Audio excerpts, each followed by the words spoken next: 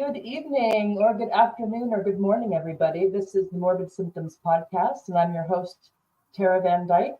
And I'm here today. I'm joined again, I'm happy to say, with Garret from the Socialist Populist. No, sorry, I always want to say the Socialist Populist, but that's the Social Populist. The Social Populist Substack. And let's see.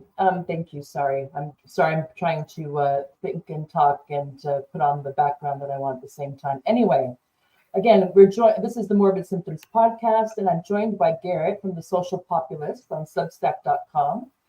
And today our topic is going to be, the short topic is the problem with cultural nationalism.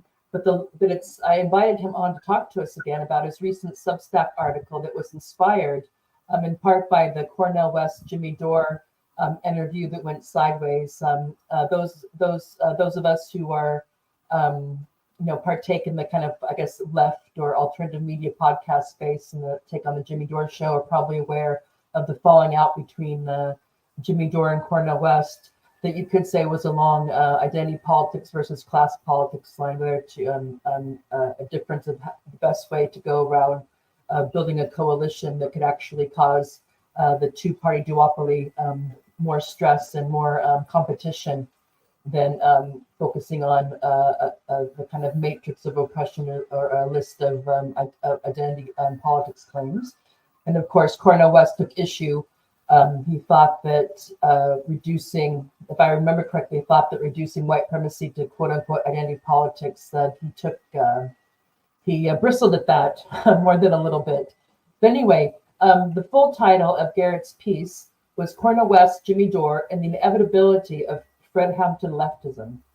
So, of course, we're going to delve into this.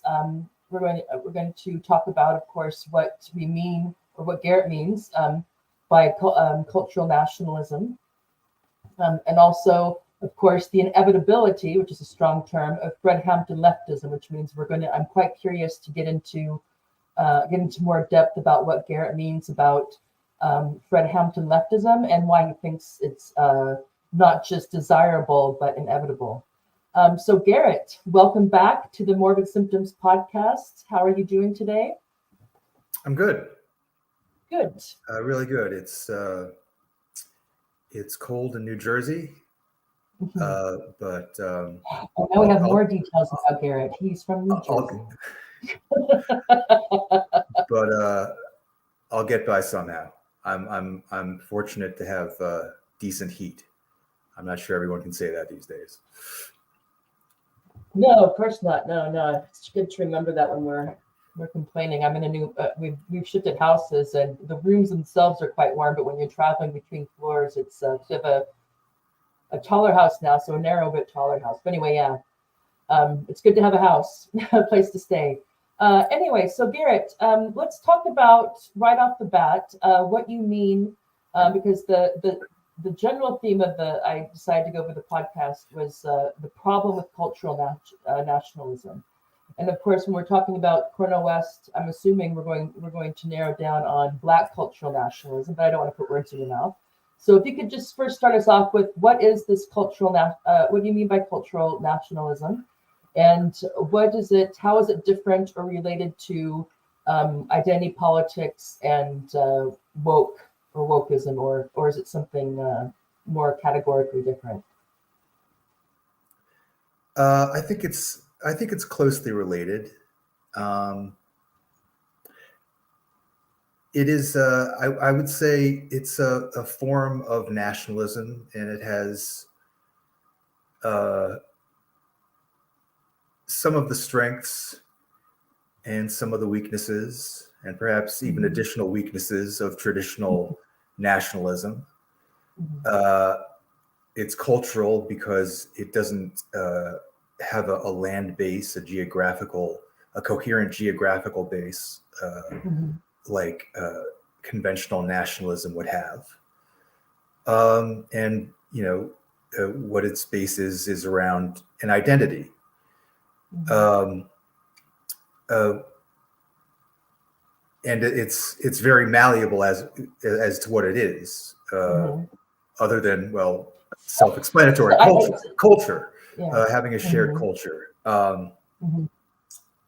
Or presumed to have a shared culture. I was kind of thinking like, back, it's been a while since I thought about this issue in the terms of cultural nationalism. I was thinking, okay, if I had to write a definition, I might write something like, it's defining a people, typically an ethnicity or a race, by a widely shared or presumed to be widely shared beliefs or practices or historical experience.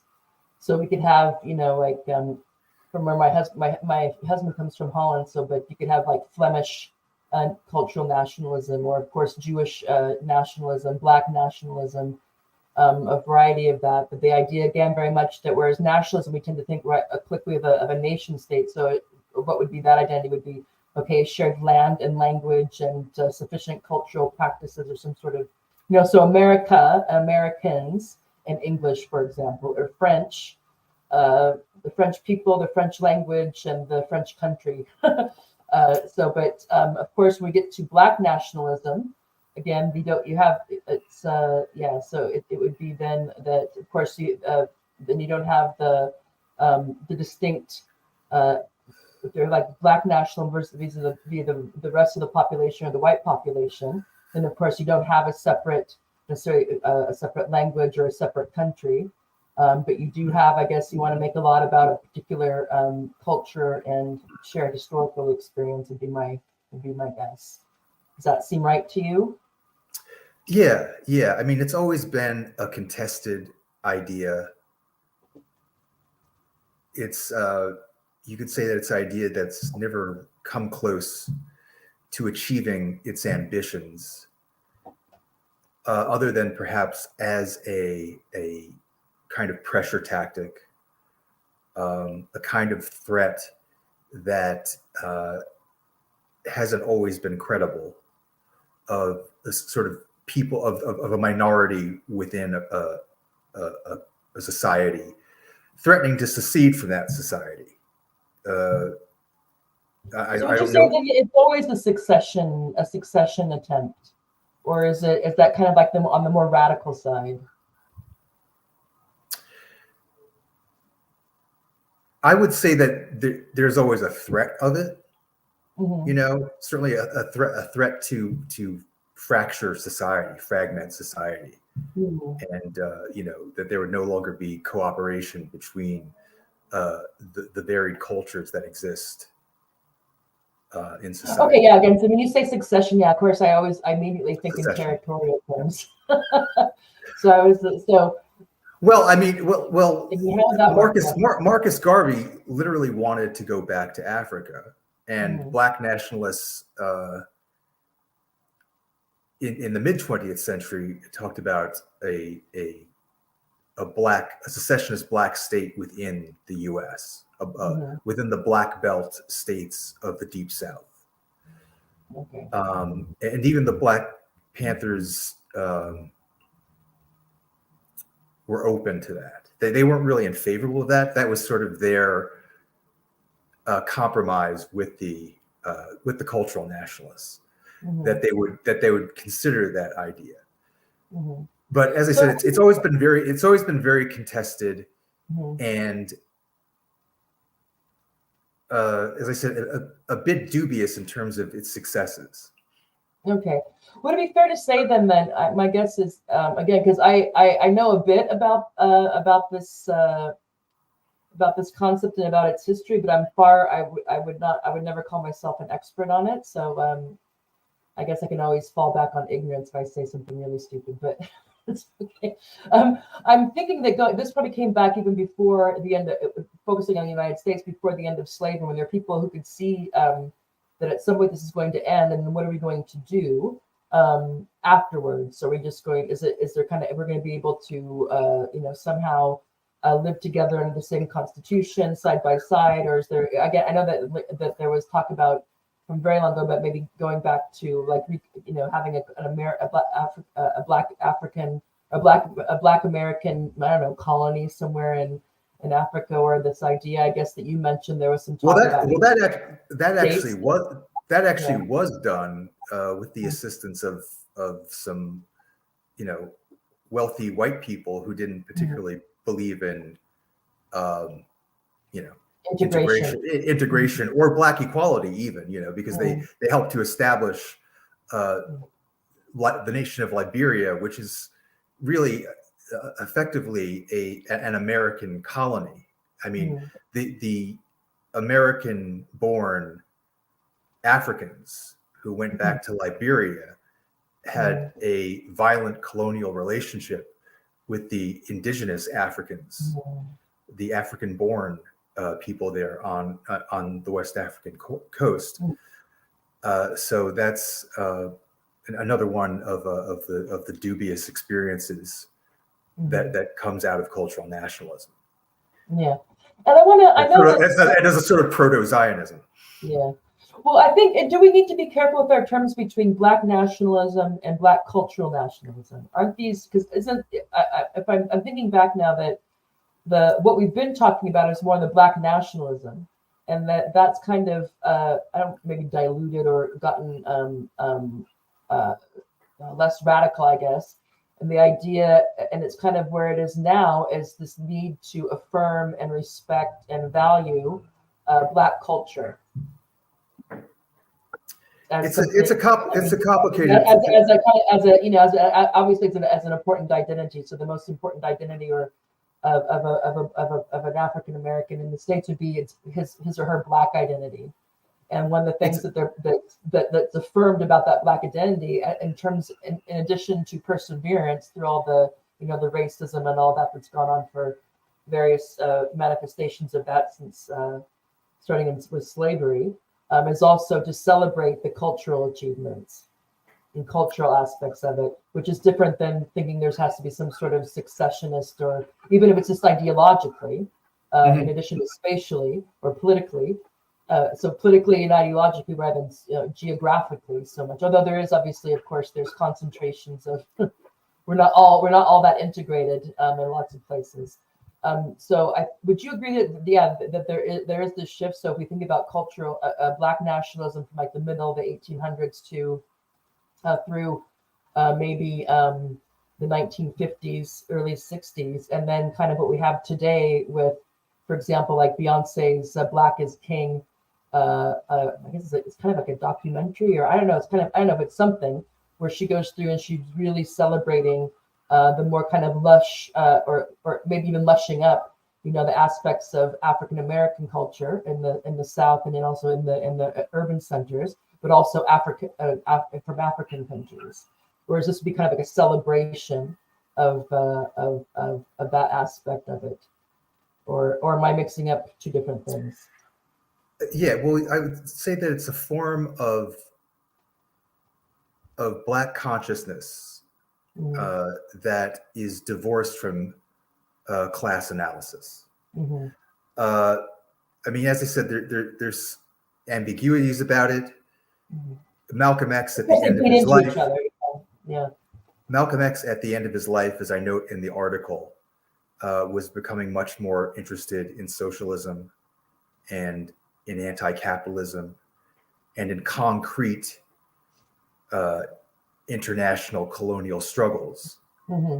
And his response to that was to de-emphasize Black nationalism, which he had been talking very aggressively about for the previous 5 years.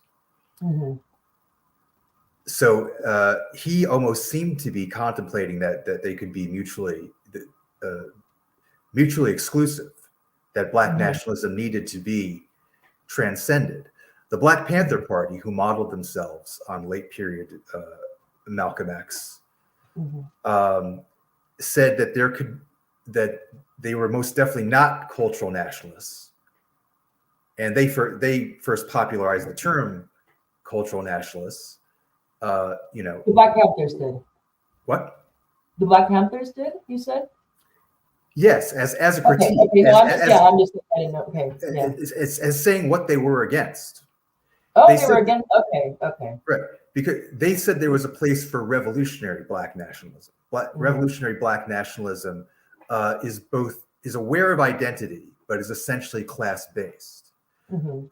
Essentially, the Panthers said that identity oppression was was a symptom of oppression, but it wasn't the source of it. The source of it was capitalism. And so a certain sense of national consciousness, a certain sense of identity consciousness, and the way that a person had been, that a minority or a stigmatized, otherized group, like say women, had been oppressed under capitalism. It was important to be aware of that and aware of that symptom of the system and treat the system. But that in itself was not the cause of the system. And you could never transcend it simply by addressing the symptom. You had to go to the source of it, which was the economic exploitation. And to unite with other people within your class across the various cultural and identity categories. Well, of course, the way to go about alleviating or abolishing class difference is quite different than wanting a politics of recognition, so to speak. So if there's been a historically stigmatized or degraded identity, whether it be Black Americans or women or Chinese Americans, LGBT in the day, etc., that what they're wanting is recognition, destigmatization, an affirmation of their their this part of their identity, whereas class is something you check not well, at least if you're kind of labor union conscious, you want a better deal. Yes, you want better working conditions, better wages, better benefits, this type of thing. Maybe it goes into looking at budgetary policies or what the government spends money on and whatnot. And then there's the wanting to actually get rid of the labor capitalist relation, which of course is the more revolutionary side, which is quite different than wanting someone to kind of Black power, self-love, or kind of fighting against an unfairly stigmatized social identity, I would say. Right. And also, I think that there's I'm sure you must know of what's his name, Walter Ben Michaels and Adolph Reed Jr. Right. They have a book. Well, they've been talking about this for quite some time, but they have a collection of their past work on class matters, or no politics but class politics.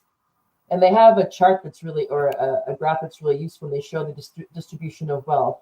They show it for African Americans, and they show how you just see this thing that's like flatlining until about 60, until like the last 10 percentiles, and it just shoots up. Right. And same thing. The graph is largely the same for I've seen that. white Americans. Yeah, and so the point is that when you talk about the income gap, it's like, well, what wealth gap? Because you have the wealth gap. It's like most Americans, whether they're Black or white or whatever, have very little wealth. I'm not talking about income, what you make per month, but very little wealth. And so once you get to the top 20%, then you start getting some wealth, and then the top 10, then of course the last 1% has a lot of it. And so they use that chart to mean that you can focus on race or identity issues all you want, and you won't get at this. And the idea that when it comes to class is that if you have like in a racial group or a sexual orientation group or a religious group, that they're going to be divided along class lines. And then if you mobilize around identity, then of course the poorest person, the poorest people and the Jay-Z and Beyonce are on the same page. But if you're focusing on class politics, then I'm not saying I don't know what Jay-Z and Beyonce's economic politics are, but they're quite successful capitalists. So I've never heard them say anything against that, and it'd be surprising if they did. Well, presumably they sign off on Obama's policies. Yeah. So this is the type of thing, and nothing against Jay-Z and Beyonce as people and artists and all this stuff, but it's just the idea that their material interests are the same as Black people in general is just ridiculous. Or you could put Obama in there, or Clarence Thomas, or I don't know, LeBron James or whoever. Or Condoleezza Rice, who's discussed in my article. Yeah. Kanye, whoever. It's just the idea that dear friend of Stokely Carmichael, it turns out. Well, there you go. So yeah, we'll have to bring that up. We will get to that. So the interest when people how people's politics change and how their social networks change. Because just as an aside, we have Angela Davis hangs out at Martha's Vineyard now and shares space with the very old money ladies talking about how terrible Trump is. So, people. I mean, and people change, or things change. Who knows? Well, I always cut the senior citizens some slack. That's true. It's hard to. Everybody gets a little foggy at that age, but well, I mean, and obviously, it's easy to see why people can have issues with Trump. It's not like oh, I don't understand why people have an issue with him. It's just that it's this idea with that somehow he's so much worse than Biden and the Democrats is where they lose me. Right. But yeah, I mean, also, just as a side note, people who don't want to cut anybody any slack, I mean, people want to throw Noam Chomsky out with the bathwater now, the baby out with the bathwater, because of his position on COVID-19, which was, I don't know if it's because he's old and got scared or what the deal was, but it was quite, for an anarchist, it was quite interesting. All the state policies that he was behind, and also, of course, it came out that he had hung out with Jeffrey Epstein a couple of times, not on the island or the Lolita Express, as far as I know. But of course, my guess is probably because he was with MIT, so it's probably something to do with fundraising or who knows what. But of course, Noam is smart. Noam just says, "I'm not going to talk about it," because he knows no matter what he says, they're just going to keep on picking. But even though that is, unfortunate, and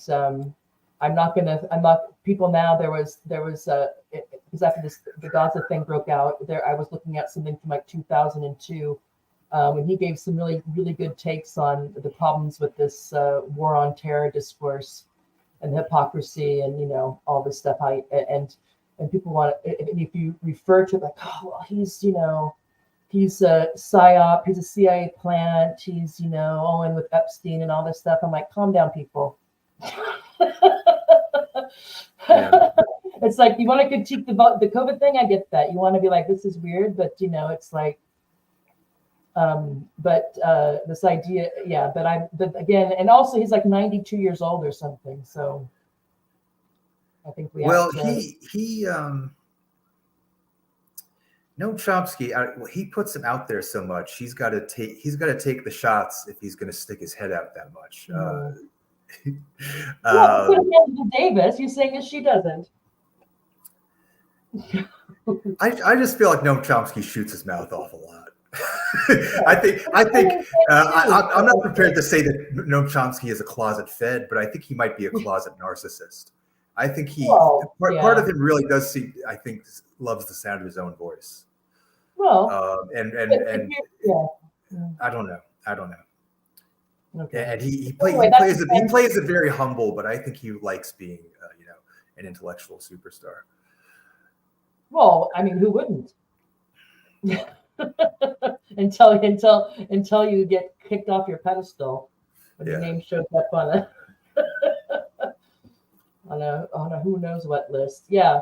But anyway, I still say that his takes on the problems with the war on terror discourse, I think, stand. All other issues notwithstanding. However, just so we can, before I forget, I did, in preparation for our talk, just kind of put together a couple of slides from people who would be associated with some type of Black nationalism, rather radical or more petit bourgeois. And of course, Marcus Garvey comes to mind. And was he wasn't Haitian, was he? Where now I'm blanking where he was from originally. Jamaica. Anyway, Jamaica, thank you. That's why there's all those reggae songs about it. Okay, yeah, because I was thinking Haiti. That's because I was thinking about including, I guess, Bob Marley basically turned this into a song. Okay. So we're going to, this quote here, we're going to emancipate ourselves from mental slavery because whilst others might free the body, none but ourselves can free the mind. And I think that what we hear now, especially in the last, has it been 15 years when the decolonization thing came up again, but not in terms of decolonizing from economic, from the colonial period or from imperialism, but our mind. It's the idea that we have to decolonize our mind from what bell hooks would call the white heterosexual patriarchal capitalism or something. I can't remember the thing.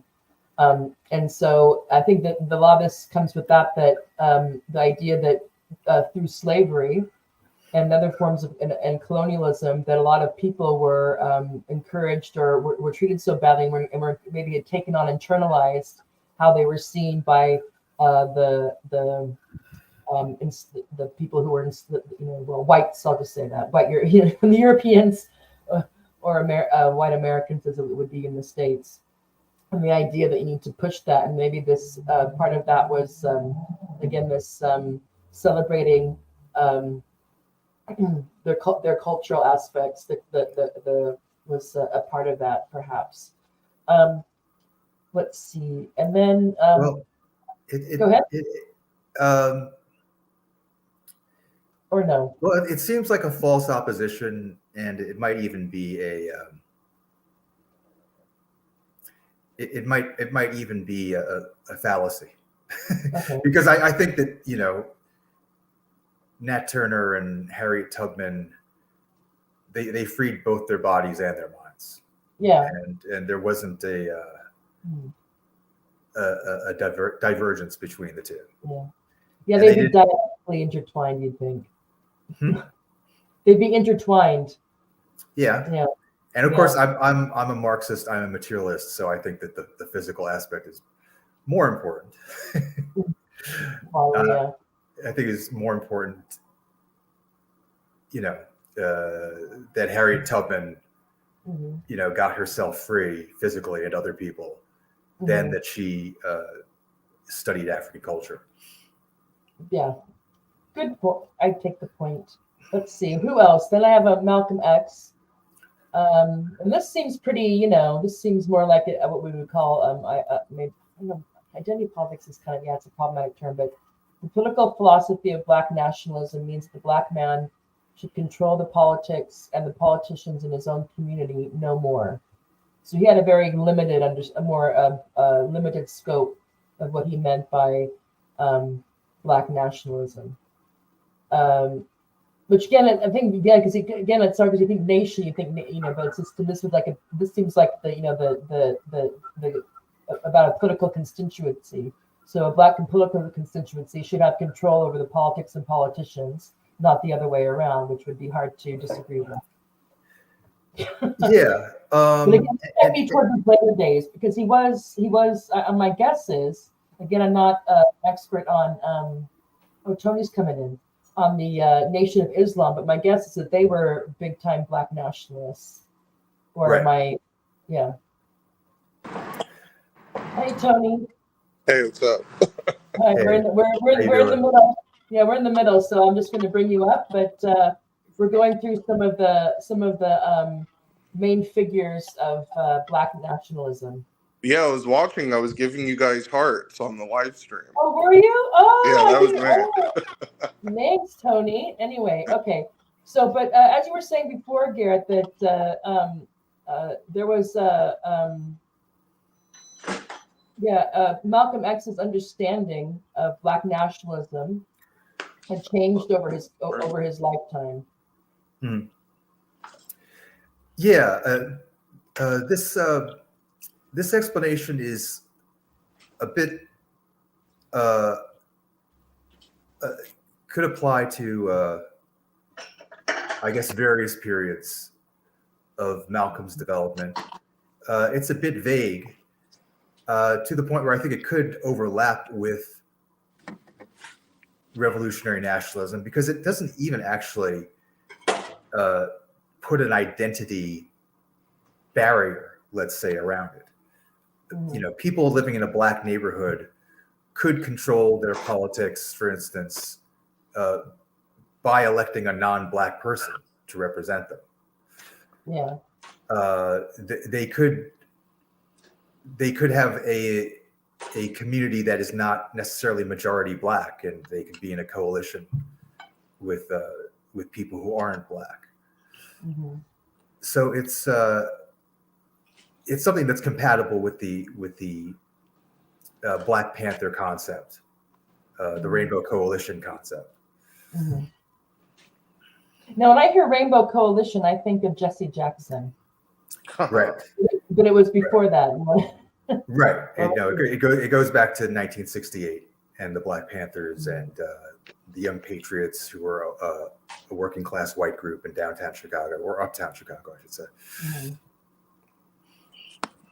Okay. Hey, Tony? Yeah. You're moving around a lot. It's distracting, dear. Oh, my bad. I'm sorry. I was cooking something. That's okay, but it's... We want people to focus on what Garrett's saying, not your. Oh, my bad. That's okay. We're learning as we go. If I'm doing something weird, you can feel free to point it out to me. Well, not weird, but well, maybe it would be weird. Okay. Yes. Let's see. Who else do I have here? Yeah. Oh, yeah. I have the Black Panther Party. So I think this guy is Huey Norton? Huey P. Newton. Oh, Huey P. Newton, sorry. Named after Huey P. Long of Louisiana, as I noted in the article. Yeah, was he really? Yeah, named after a white populist politician in Louisiana. Yeah. By his parents. Interesting. Surprisingly, yeah. But I like, because you have the sword, you have the spear here, and you have the gun. And so Yeah, he has African cultural artifacts here, but also his dress obviously is pretty much Black Panther. Yeah. Yeah, when the Panthers began, they were, I guess, what you would call more conventionally cultural nationalist. As I mentioned in the article, they were inspired by Stokely Carmichael, who was the primary radical militant Black leader in the mid-'60s after Malcolm X was assassinated. So they started out very much under the influence of Stokely Carmichael, but gradually became much more interested in Marxist-Leninism. Mm-hmm. And it's also interesting, I know you mentioned in the article how that part of it, how the further we get away from that time period, the less attention is paid to that aspect of their politics. Yeah. I was pleasantly surprised when RT, I believe it was the show Going Underground, did a memorial tweet to Fred Hampton. Yesterday, they referred to him as a Marxist-Leninist in the tweet. Oh, wow. Okay. But I mean, that's how he would characterize himself in the last year of his life. That's dope. Yeah. Wait, so what's the conversation about right now by showing all of these different figures? I'm sorry. Cultural nationalism. And about I guess this in this context, this oppressed nationality using sort of cultural artifacts and symbols from their place of origin. We're just kind of going through to give an idea, because of course this didn't start with the Black Panthers. There was the notion of Black nationalism, and various varieties of it has been around for at least probably the mid 1800s, I would say. Mm-hmm. And so we're just kind of giving a bit of an overview before we get into the main argument of his article, using the analogy between of the different division or difference of opinion, or maybe it got quite heated between Stokely Carmichael and Fred Hampton, and that analogy to get a deeper understanding of what maybe the underlying source of the contention was between Jimmy Dore and Cornell West, in terms of a class-focused building a coalition where class is foregrounded, based rather than one where it's one of several other things. So you also want to talk about, all the white supremacy and heterosexual and all the list of things. So this is, and then we have Louis Farrakhan, and I don't know if I just put him up here, and I don't know if it's necessary to go into what kind of, because of course there was the Nation of Islam, of course, is also a people based on a religion, not on a particular country. Of course, there are many countries that have a Muslim majority population, and there are a couple of countries that are Islam, theocratic. But the Nation of Islam, of course, is obviously a religious community. So I'm not sure if I can't say anything much more than that. I know that there was obviously a lot of contention towards the end of Malcolm's life between him and I guess it wouldn't be Farrakhan, but Elijah Muhammad, I guess, would have been the man then. Right. But what kind of, is there anything you can add about what kind of Black nationalism? Obviously, Islam would be part of it. But is there anything to add at this point, or should we just kind of leave them up there as just kind of to touch on the fact that there was the Nation of Islam was also part of this organizational and political milieu, but focus more on the figures you bring up in your article, which would be Fred Hampton and Stokely Carmichael. Well, the Nation of Islam, obviously a huge influence on Malcolm X, but was important for rehabilitating him from being a criminal, and to teach him a great deal of discipline. A great deal of discipline. This is a tremendously. Yeah. It's even worth watching. What was the political program of Elijah Muhammad and the Nation of Islam? Was it to convert African Americans, Black Americans, to Islam? Was that their main thing, or were they also? Well, yes, to their particular version of Islam, yes. Or now I suppose it is a bit more of a mainstream Sunni Islam group. Back then, it was more of a particular sect, and more of an openly, I guess you'd say, Black supremacist sect. It's a bit more reformed now, as I said, a less race based, because Sunni Islam itself is not so much race based. But yeah, at the time, it was almost it was very explicitly a Black separatist organization that was looking to either go back to Africa or to form an independent Black state on the American continent. And they did not have a class analysis of any kind, and were basically a pro-capitalist organization. Okay. I'm just going to bring in now for us to respond to. I'm going to bring this down. I'm going to share my screen. I found there's a clip. Let me share it from the This is Revolution, I think that's what it's called. Pascal Robert, who was talking about the same topic about a year ago. And I just have two 2.5-minute clips that I want to play, and then get our response to. If I can figure out how I'm doing this. Share screen. Here we go.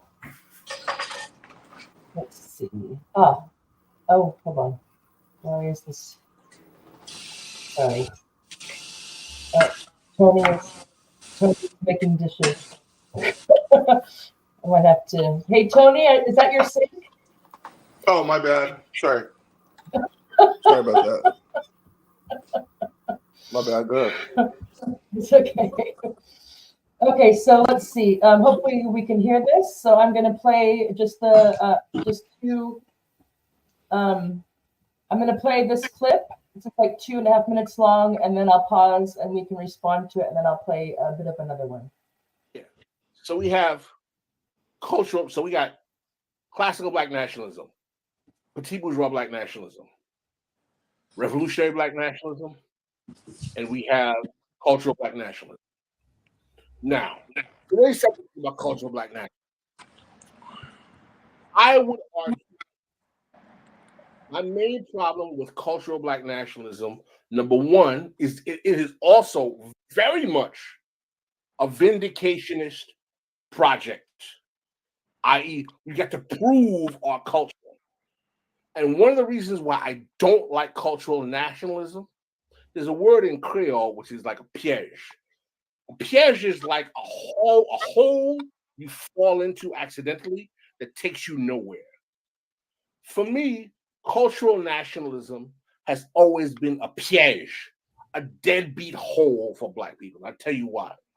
Because cultural nationalism coincides with a very toxic reality in the way in which particularly white liberals use their fetishization of Black exoticness to have Black people focus on their culture in terms of instead of their material condition. Basically, what I'm saying is that when Black people become cultural nationalists and become too enthralled with cultural nationalism, they almost destine themselves to become some kind of entertainers of white people. Oh, look at the interesting voodoo culture you guys create. That art is wonderful. Do you see the colors? Oh my God. You basically become the museum spectacle for whiteness. Instead of worrying about how come we don't have electricity, roads, weapons, nuclear or otherwise in Timbuktu, you get, oh, my brother, the art that we created before the white man was so amazing. Do you see the drums? That's why I find cultural nationalism to be a piège or a hole for Black people.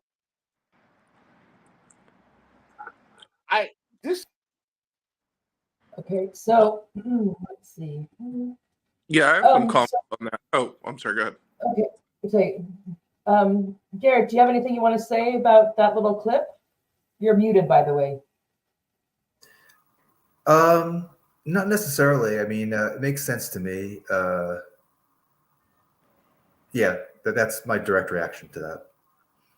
Yeah, I mean, I think that's the thing is that in terms of material improvement, he calls it a piège. It's a road to nowhere that you're not going to get too much broad-based material condition improvement by focusing on cultural aspects and politics of recognition, affirmation, or focus on the cultural products of a particular group. Go ahead, Tony. Yeah, I could speak directly towards that experience, especially in this semester of my school with my ethnic studies class and my Afro-Swedish professor because Afro-Swedish. There you go. Yeah, and we've clashed obviously because I obviously have this training within the Marxist tradition, and what I've come to realize about those kind of people is that yes, it is a dead end because it only leads to either a festival or a job within the system. And the irony of it is it's supposed to, those kind of people who promote that think that it's going to lead to some sort of awakening of the self, and it doesn't. It just leads to basically like cultural, what I call culturalism, where people start to think that fictional characters in cartoons and movies are sort of indicative of social justice.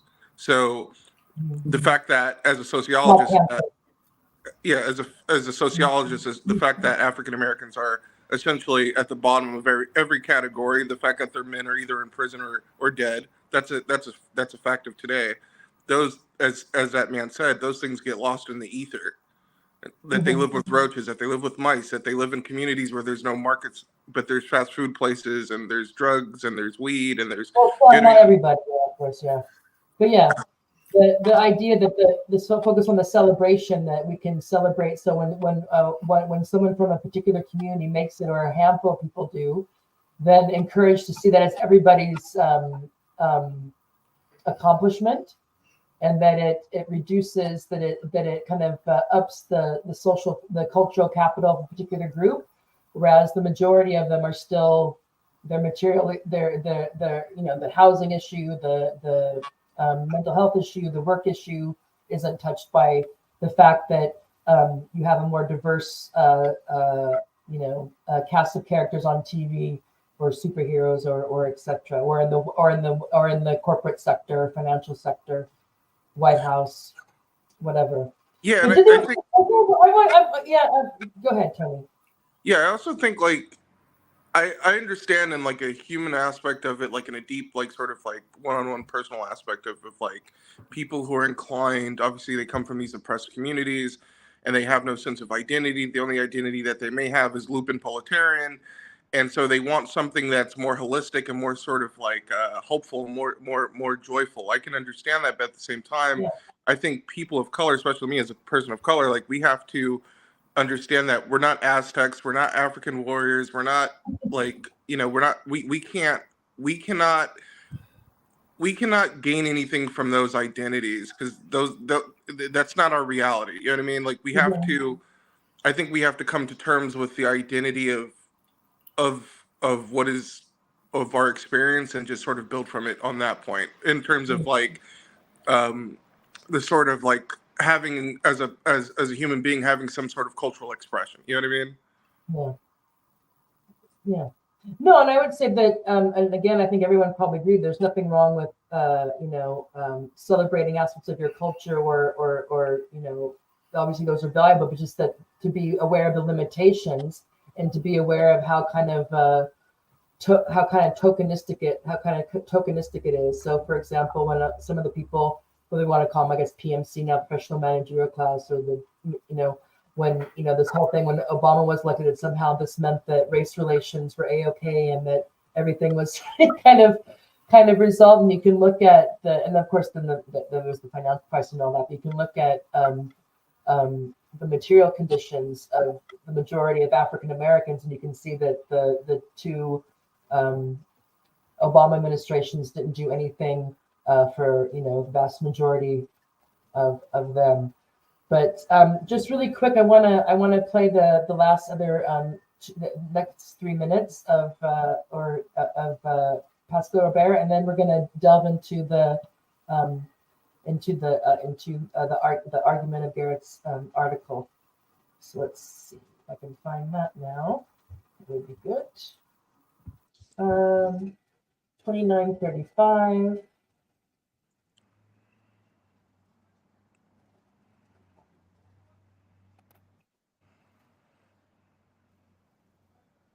This is my quote.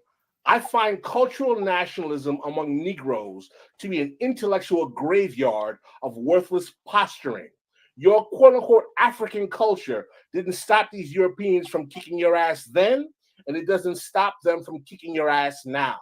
Maybe the problem is that you're actually too attached to the stuff as believing it's some kind of solution to your problems. Not saying to discard the African culture. Stop fetishizing the stuff because you suffer from a Fanonian, as in French Fanon, need for identity, self-esteem boosters in front of the white man. The biggest joke about African cultural fetishism among Negroes is that it is almost totally the province of college-educated Negroes in the diaspora. You ask a local villager in any Black diaspora country, do you want that cultural symbol from your ancestors or an iPhone? That tribesman is going to say, Negro, give me that iPhone. I don't see China acting on the world stage worrying about being culturally colonized. Only defeated people use such rhetoric in the world. The Chinese are saying, I'll make my own damn iPhone. And if you think African culture alone is what allowed the Haitians to defeat the French, you're delusional. Don't discard African culture or your indigenous culture. Much of it is beautiful and even serves material importance. But stop fetishizing culture as a bulwark against modernization and the need for technical advancement and evolution. So that's what I said to Dan. And I liked that comment so much, I emailed it to like about 5,000 people. I got no negative responses. Okay, so in the beginning of that segment, I'm not. That's the last one I'm going to play. One of the things he was talking about, and I wouldn't know this, is that historically how contentious this debate around Black nationalism, cultural nationalism has been, and that's why he brought up that he was surprised when he shared that strong comment to somebody who was a strong, who was a Black cultural nationalist, that he was surprised that nobody gave him really any kind of pushback. So I guess maybe it says that that dam is starting to break. Who knows? Then we have the Cornell West Jimmy Dore thing. So maybe not. But anyway, does anybody have anything to say in response to that before we move on to Garrett's article? Yeah, always. Garrett, do you have something to say? Go ahead, Tony. Oh yeah, to what he was saying, I have a few comments on that. One, I think that I understand the forcefulness of his tone and sort of the emotion behind it, but because there was a time when I had that as well towards those same sort of feelings and sort of realizations. And I came in contact with the sort of petite bourgeois person of color within the sort of academic system, and maybe things got lost in the sauce, and it created friction. But then I sort of realized, like, wait, what am I doing? Why am I doing this? Like, when I can actually befriend this person and start a conversation with them, and because I'm a person of color, so I did that, and sort of it broke the ice. And I think, like, I understand when people of color on the left, like himself, are so forceful with the message, but I think we need to understand something, like we need to have a sense of empathy with our sort of brothers and sisters who think in their minds that what they're doing is nice and what they're doing is polite, or that there's something like inherently good, but we need to like come at them in the sense of like, no, hey, look, like, this is what it's really about, and like, this is what it's, like, there's a way of coming towards it, you know what I mean? You can't come at them so forcefully, is what I'm saying, Well, he was the person he was initially talking to was I think a long time. No, I understand that, but yeah. Well, of course, yeah, but I think also the idea that not so much that it's wrong, but just that the limitations. Yeah, I think is the thing, and I think that what he mentioned is when you're complaining about, if someone's complaining about cultural appropriation, then you know that your group is in a pickle, power-wise, politically, economically. If that's what, I think it's kind of interesting.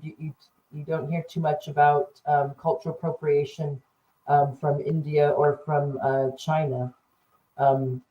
Just as a side note, the times that just at the time, and maybe I would in America if I wore the saris I wore in when I was working in India. If I wore them in America, maybe someone would accuse me of cultural appropriation. But the people in India absolutely loved it. Just as a side note.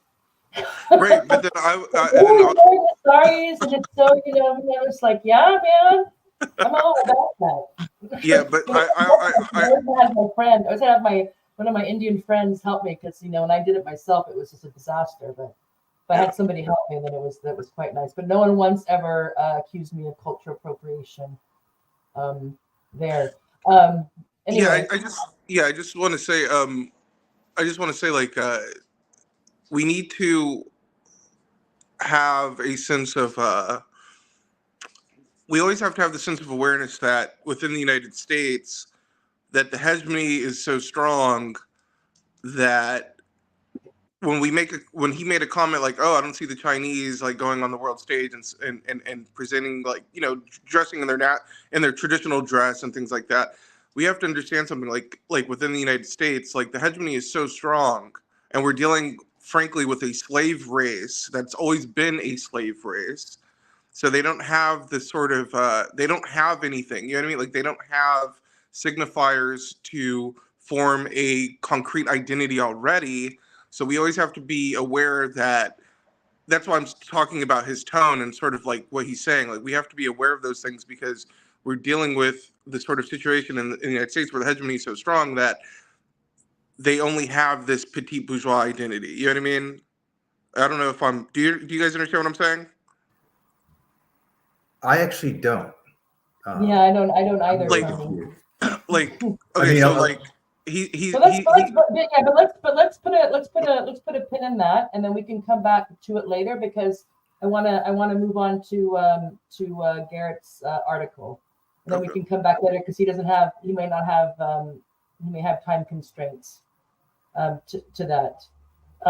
So anyway, so in the beginning of the article, you're using this rainbow coalition to try to understand the source of the frustration that was going on between Cornell West and Jimmy Dore. So I was wondering if you could say a bit more about that. Like, what kind of rainbow coalition do you think Cornell is coming from, or at least is implied by his presidential campaign so far, and compared to what you think Jimmy's is, or would like to, or what he would like Cornell's to be? Well, I think the original Rainbow Coalition concept that the Black Panthers and Fred Hampton and the Young Patriots came up with was very much class-based. It was aware of color and the separations, the segregations, literally, that had been done between different races in the United States over the past 500 years. But it was based first on class, and Fred Hampton said that over and over again. And again, Fred Hampton was one of the main Black Panther guys. Right. He was on the Central Committee. He was only 21 years old when the FBI shot him in the head while he was unarmed, while he was half asleep, while he was apparently drugged by an FBI infiltrator. And I think that's one reason to take what he said and what he did very, very seriously, because the government seemed to view him as a threat above all other threats. There were lots of Black radicals killed in the 1960s, but there was never one assassinated, executed so egregiously through an operation that took months and months of planning, like Fred Hampton. I think it would be safe to say that he was probably the figure that they found more threatening than any other figure, judging by, the amount of just egregious, work that they did to get rid of him. So yeah, his concept was, as he said, a Marxist-Leninist concept of uniting the working class across races, and Black consciousness, Black awareness, organizing Black communities was very important, but he saw it as a means to that end. I think he saw it, as a pragmatic end. I like to insist that Marxism is not utopian. Certainly, Marxist-Leninism is pragmatic about uniting the majority of society, who are the working class, to take over society, because that's the only way you can do it, with the majority. And that's what he wanted to do. And Black people decolonizing themselves mentally, was a way of them asserting their equality and asserting their leadership so they could get organized, and then work to help organize the white working class. And I think that's what the Rainbow Coalition meant to him.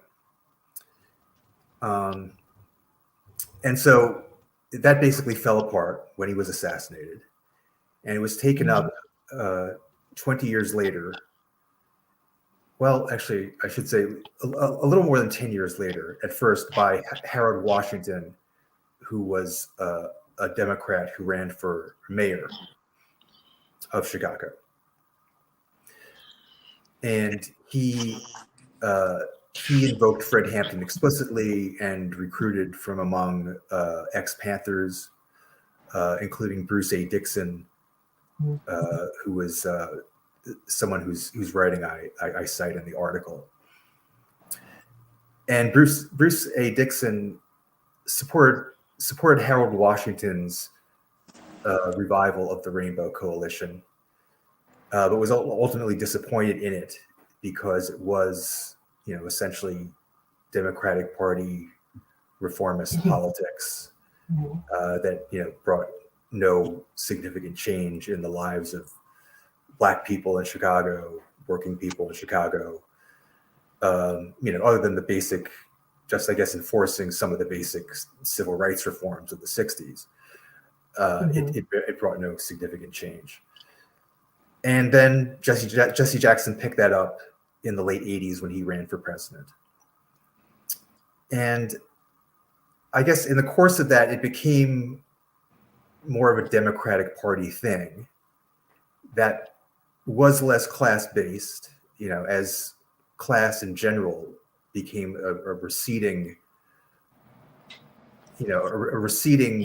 political phenomenon, a receding electoral politics phenomenon in the United States, the decline of the unions, the decline of industrial jobs, and more identity politics, and more liberal feminism, more and more liberal, LGBT stuff, and various other reformist minority politics. And I just want to jump in. I think that just to jump in, I think that that you're picking up on this. Other people like what's his name, the guy who wrote "What's Wrong with Kansas," or what's his name, Thomas. Anyway, yeah, Thomas Frank. Tom Frank, yeah. Okay. And also, I think Catherine and the other people have been talking about how since from the Clinton on, or I guess maybe probably starting maybe after Carter, after the Reagan years, that the Democrats' base fairly precipitously stopped being the working class and unions and started being kind of like you mentioned. So call it kind of what we'd say now the professional managerial class, the urban upper middle class to elites, people with college education, especially grad or advanced degrees, this type of thing. And they would kind of like set the tone, and the other people are just supposed to follow them because I guess because they're so fantastic, they're so expertly, or because where else they're going to go? You're going to go to the Republican Party, who doesn't want you to have equal rights if you're gay, and doesn't and wants to obviously has more openly race-based or kind of dog whistle politics when it comes to social programs and whatnot. I think is what is fits in with what you're talking about there. Right, and that becomes the base of the Democratic Party. Yeah, and so therefore and I think the Rainbow Coalition, even though it's referenced quite a bit, and even connected to Fred Hampton, this post-Democratic Party concept of the Rainbow Coalition gets read back onto what the original Panther concept was. Okay. So I guess what we could say then, if I think it's just to reiterate what you said, is that the Fred Hampton notion of Rainbow Coalition would be a Rainbow Coalition that comes together based on material issues, class-based politics that cuts across obviously racial and other ethnic lines, whereas the Rainbow Coalition that we have in the last, I guess since the 80s, would be about people who are what they have in common is they don't like, or they don't like, or they're negatively affected by some form of supremacy. So white supremacy or heterosexual supremacy, or Christian supremacy, whatever it is. That this is kind of, and so then it becomes not about distribution or material politics, but about recognition, about evaluating, about changing how we talk about people, about adding, the various history months and having more what do you call it, diversity, so more so parity, so things that look more, so whatever, be a college campuses, or the executives of corporations or politicians, they should look more, the demographics should match more of the country, and then that's kind of the end or the goal of that type of rainbow coalition, is kind of parity that matches demographics and doesn't deal with, that it eschews the rainbow coalition that, if I understand you correctly, that Fred Hampton would have been interested in, which is about organizing people from all walks, all colors and backgrounds, on class-based issues. Right, and it's a very hard anti-capitalist line that totally cuts through the race line with Fred Hampton. I mean, he considered Black capitalists to be pigs. I mean, that's what he called them. He called them capitalist pigs. In some ways, echoing. I can bet you everything I have that Cornell West would never do that. No, well, to be fair, he wouldn't call anyone a pig. Yeah, but yeah, and to be fair, well,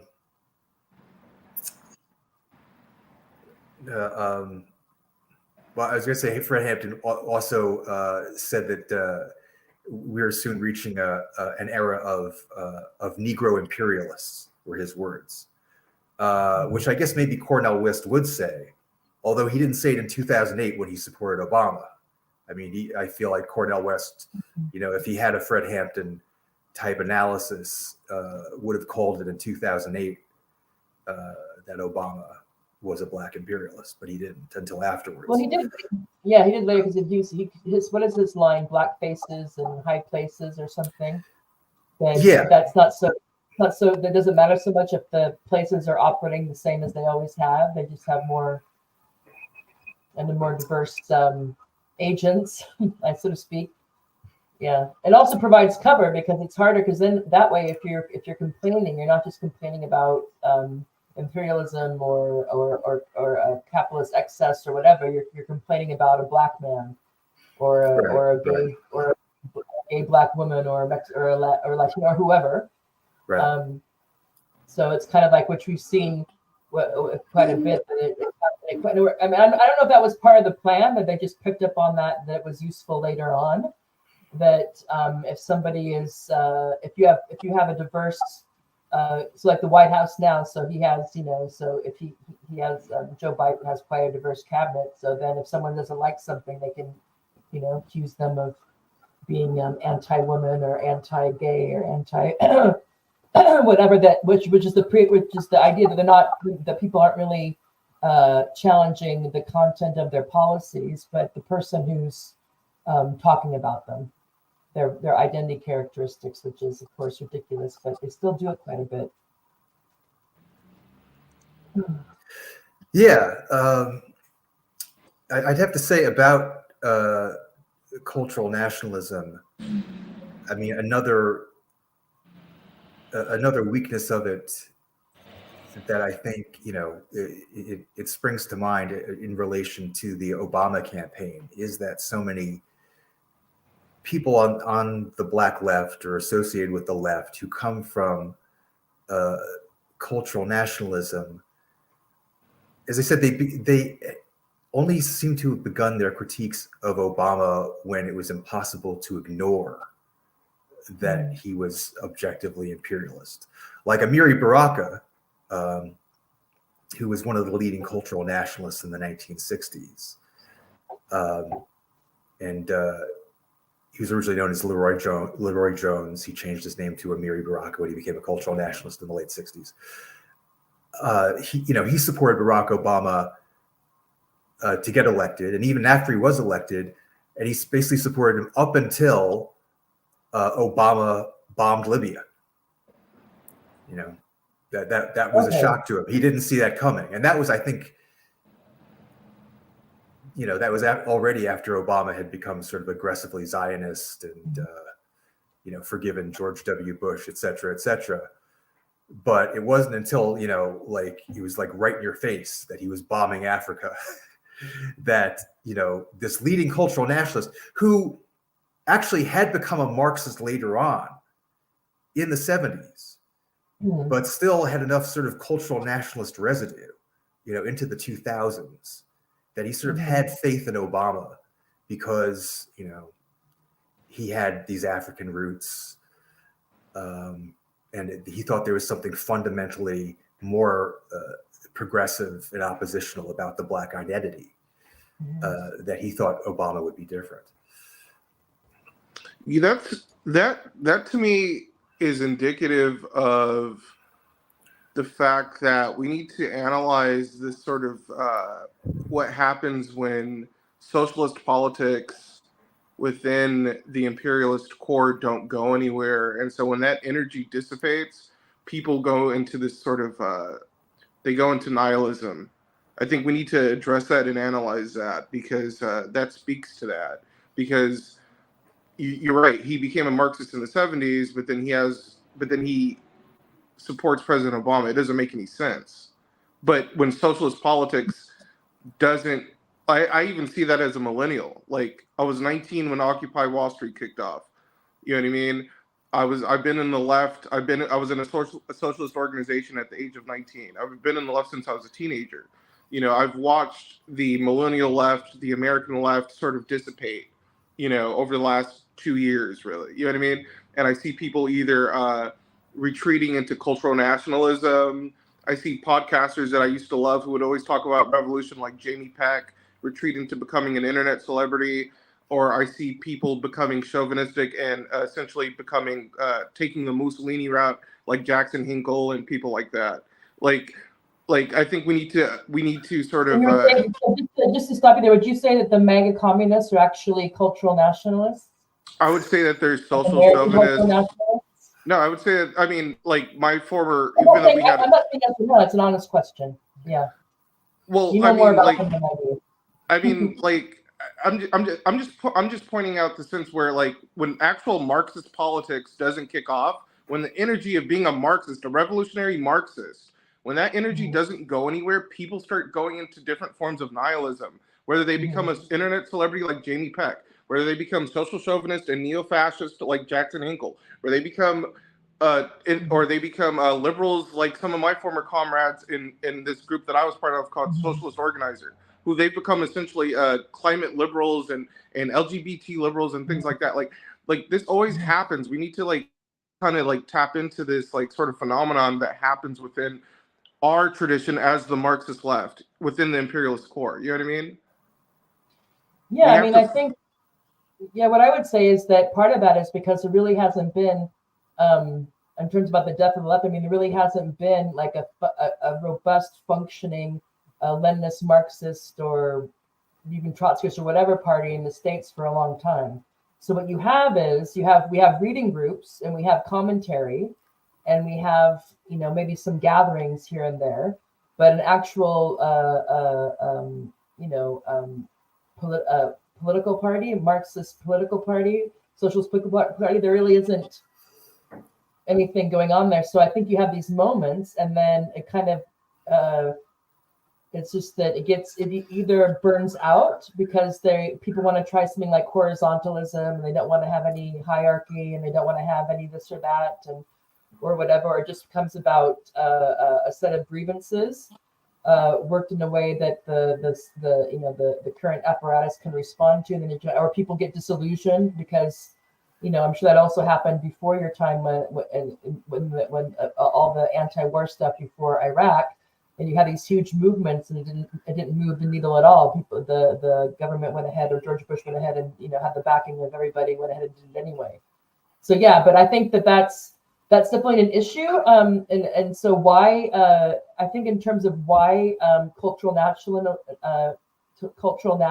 or identity politics or whatever, or social justice warrior or whatever you want to call it, why it's so appealing to people is because the broader structure or the kind of maybe capitalist realism just seems that we just accept it, so they want to find something that they can mark some sort of success in or feel some sort of succor or something.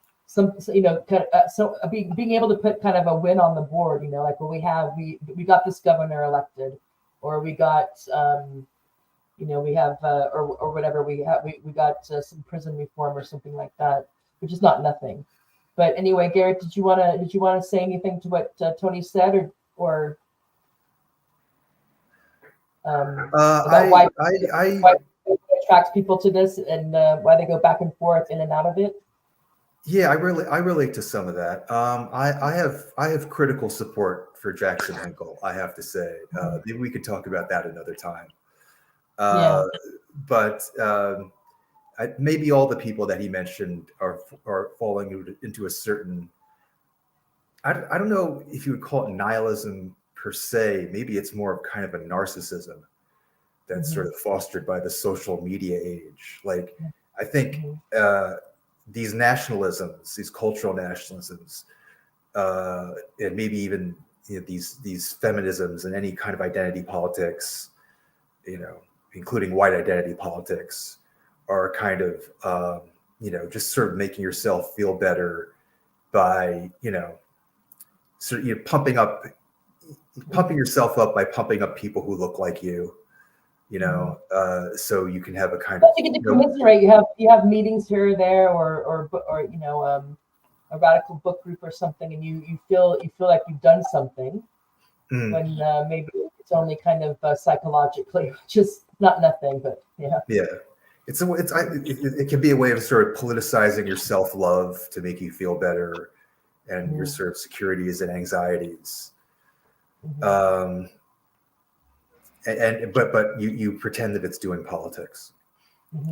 Well, and also if you focus on diversity and cultural vindication or affirmation, you also don't get canceled. Right. So you can you're doing something, and you can feel liberal or radical or progressive, but you're not pissing off anybody really. So it's kind of like if you change a syllabus, or you whatever it is, not that doesn't have any meaning of it, but it's not really, it's always interesting. Like, if you're not, if the people who should, I think that in terms of, with Cornell West, to bring it back, like with the LGBTQ plus stuff, it's like, if the CIA and the Pentagon and Goldman Sachs and the White House and all the pharmaceutical companies and all this stuff are in lockstep with your social justice program, and perhaps, you might want to look at that. Not that there's anything wrong with gay rights, don't get me wrong. Okay, so moving on, you also talk about, you bring up Huey P. Newton, namesake. Must have been Huey Long, I'm assuming.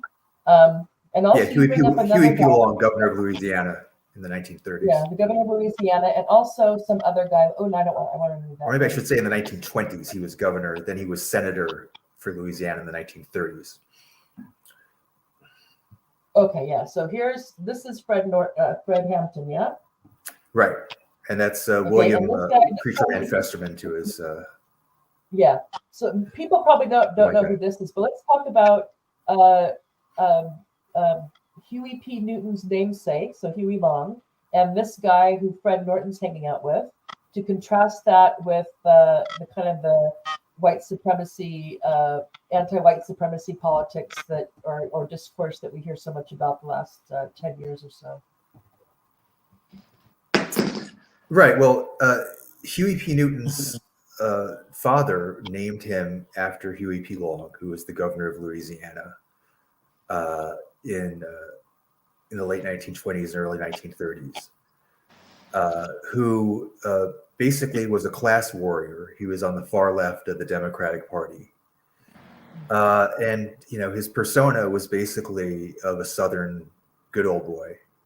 He didn't challenge segregation. He just, railed against the rich and the oligarchs of Louisiana. Standard Oil was a big monopoly then, hadn't been broken up. A Rockefeller company. And, he broke up that monopoly, seized some of this stuff for the state or taxed it at a very high rate, and had redistributionist programs and public works programs, a massive increase in infrastructure projects that improved schools across the board, including the segregated Black schools, and gave employment to people who were half starved with unemployment in the Great Depression, including Black people. And this populism was appreciated by Huey P. Newton's parents, so much so that he was named after them. Okay. And Huey P. Newton, went on record in one of his books, Revolutionary Suicide, that he wrote in 1971, that he had no regrets about being named after a good old boy, Southern white governor. He never changed his name. No, he never changed his name. Never considered it. So, yeah, and I thought that may actually be one of the reasons that he became a Marxist, because he thought the class contradiction was the primary contradiction, not the racial one. Mm-hmm. And it's kind of interesting. I guess what I'll reserve my comment to compare it to what they would do with somebody like that today, in terms of my guess is that, well, I don't have to guess, is that Huey Long would be canceled. He would not be an ally. He would be a very bad ally. And that would be, well, I'll just go ahead and say that, because you think now that it seems that, of course, politics, obviously, this is, a long time, things have changed, obviously, quite a bit. But the idea now that it's all on what people say, and they're kind of the performance they do, kind of decides who is pro-Black, or who's interested in help, who's doing something for the Black community or not, or the LGBT community or the Latino community, or etc. And of course, if you get one blackface photo, or somebody said something bad in an email, and then either they have to go on an apology tour if it's considered particularly egregious in the current time period, and that's just it. Whereas you see with Huey Long, it was more the fact that, of course, a different time period, but also people were looking at, okay, how did the policies he pushed for and enacted, how they help people, more so than the fact that he didn't challenge openly people's, white supremacy, I guess you would say, in his state or in the Democratic Party more broadly. Whereas things now are kind of flipped around. It would be more like, okay, what have you said? And are you saying the right things and making the right gestures, which seems to be more important than the politics now. But of course, it's been a long time since Washington or even a lot of governors passed policies that actually help the majority of the people. So that's another, maybe a change, it seems. Yeah, I think the contrast between Huey P. Newton's attitude towards his namesake and his parents' attitude towards his namesake, strike a marked contrast with, some of the treatment of Bernie Sanders. Yeah, who's in, who's out. Yeah. Yeah. Yeah. Not that there isn't a critique of Bernie Sanders, but no. I don't think the anti-racist critique of him was particularly strong. I think the takeaway that you were trying to make in the that you didn't make in the article was that to show that Huey Long's kind of good old boy, he didn't challenge. We'll just say the white supremacy of his day. However, Huey's parents were appreciative enough of the policies that he didn't act. They named their son after him, and his son was one of the main Black Panthers, and didn't see the problem enough with Huey Long's kind of good old boy Southern Democrat aspect of himself or his culture identity, I guess, to be like, oh my God, I can't believe my parents gave me this white man's name, and didn't feel embarrassed by it or compelled to change it. And that was a time period when lots of people were changing their name, wasn't it? In the mid to late 60s, yeah. Yeah, I mean, yeah. that was the thing that the Nation of Islam started, obviously. Or the professor's name, yeah. Which I can understand. So how about this guy? Who's this guy here? Featherston, or what's his name? William Preacherman Fesperman.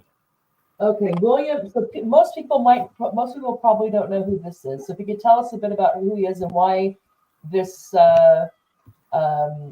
friendship, I guess you could say, or at least coalition. Why did you want to bring that up in reference to today's politics? Well, Fesperman, along with the rest of the Young Patriots, were Black people from the Deep South, mostly from Appalachia. They were migrant workers. They came to Chicago looking for work in the 1960s, and factory work. And they had a very hard time of it, as migrants do. And the I guess indigenous or native Chicago white residents looked down on them as, you know, shit kickers and rednecks and backwards. And to the extent that they tried to do community organizing, they were especially looked down upon by the professional managerial class, white folks who sort of dominated the left activist scene in Chicago. And the first time, what? You could say they were the deplorables of the 60s. Yeah, the deplorables. Choose HRC. Yeah. HRC, you know me. Okay, sorry, go ahead. And they were, you know, definitely not racist in their ideology, but they came out of a community that was racist, without question, and like to wave the Confederate flag and put it up in their homes. And the Young Patriots just sort of used anything that they could to appeal to this community and to organize it, including, you know, wearing Confederate flags themselves on their clothing. They wore denim jackets with the Confederate flag all over it. One of the things that rubbed the middle class Chicago activists the wrong way. But when Bob Lee, who worked under Fred Hampton, one of Fred Hampton's organizers in the Chicago and Illinois Black Panther chapters, met Preacher Man Fesperman and the other Young Patriots, he was just really impressed that they were attempting to organize the white working class. And he wanted them as allies over and above the middle class, college educated white allies that the Panthers had so far. So he immediately set to work just following the Young Patriots around and, you know, getting advice about the white community from them, giving advice about the Black community to them, you know, giving them advice about what the Panthers did, and just exchanging notes about working class community organizing in Chicago. And that's basically how the Rainbow Coalition began. After that, they brought in the Young Lords, who were a local Mexican group. Okay. But it arose out of the Young Patriots Black Panther alliance in Chicago. Can I say something to that? Yeah, go ahead. Yeah, I think it's clear to me, especially someone who is working class, and I think we need to sort of understand that within the cultural context of culture in the United States now, in terms of organizing and things like that, it's the culture has been taken away from a working class culture and has become essentially cosmopolitan. And so when you mentioned that Fred Hampton was reaching out to these migrant communities of like white working class workers and things like that, that reminds me of my own personal living here in Southgate, California, and observing like the sort of working class conditions of the people here, and me reaching out to them, people reaching out here in my community, but then also getting pushback from the sort of middle class cosmopolitan people of DSA that live in the posh areas of LA. Or even like another personal example. What kind of pushback do you get? They're just not interested, or they're not interested. For example, like here in Southgate, like when we had our little DSA group here, me and this woman who was a working class Mexican woman, we were talking about, like, let's organize on fixing our pipes, fixing the potholes, dealing with the situation of having mice and roaches and different things like that. But they pushed us out because we were not cosmopolitan. We were not part of what we were not part of what Garret is describing, that cosmopolitan opposition. You know what I mean? Well, it could be that were they just like not interested in those kinds of local issues? They're more interested. No, in, no, like, they weren't like they had a personal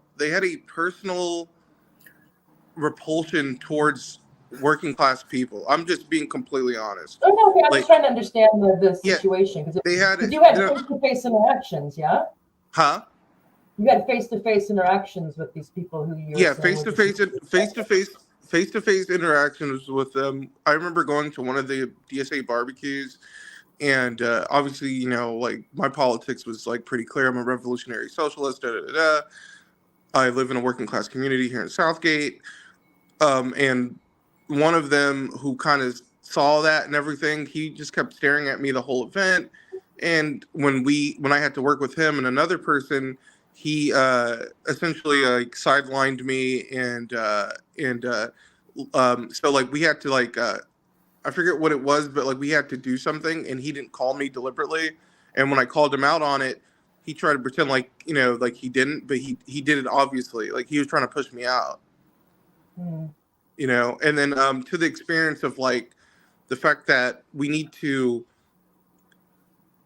seize cultural, I don't know, representation within our movement as socialists. Like, the great love of my life, Elizabeth, she came back into my life. She's a working class white person. I don't know if you guys have ever seen that TV show Shameless. Yeah. But the United States version of it. Oh, I think so. Yeah, with Felicity William H. Macy.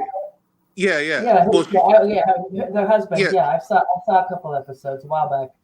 Yeah, so her and I were talking about that, and she's like, "Yeah, that show was so relatable to her experience."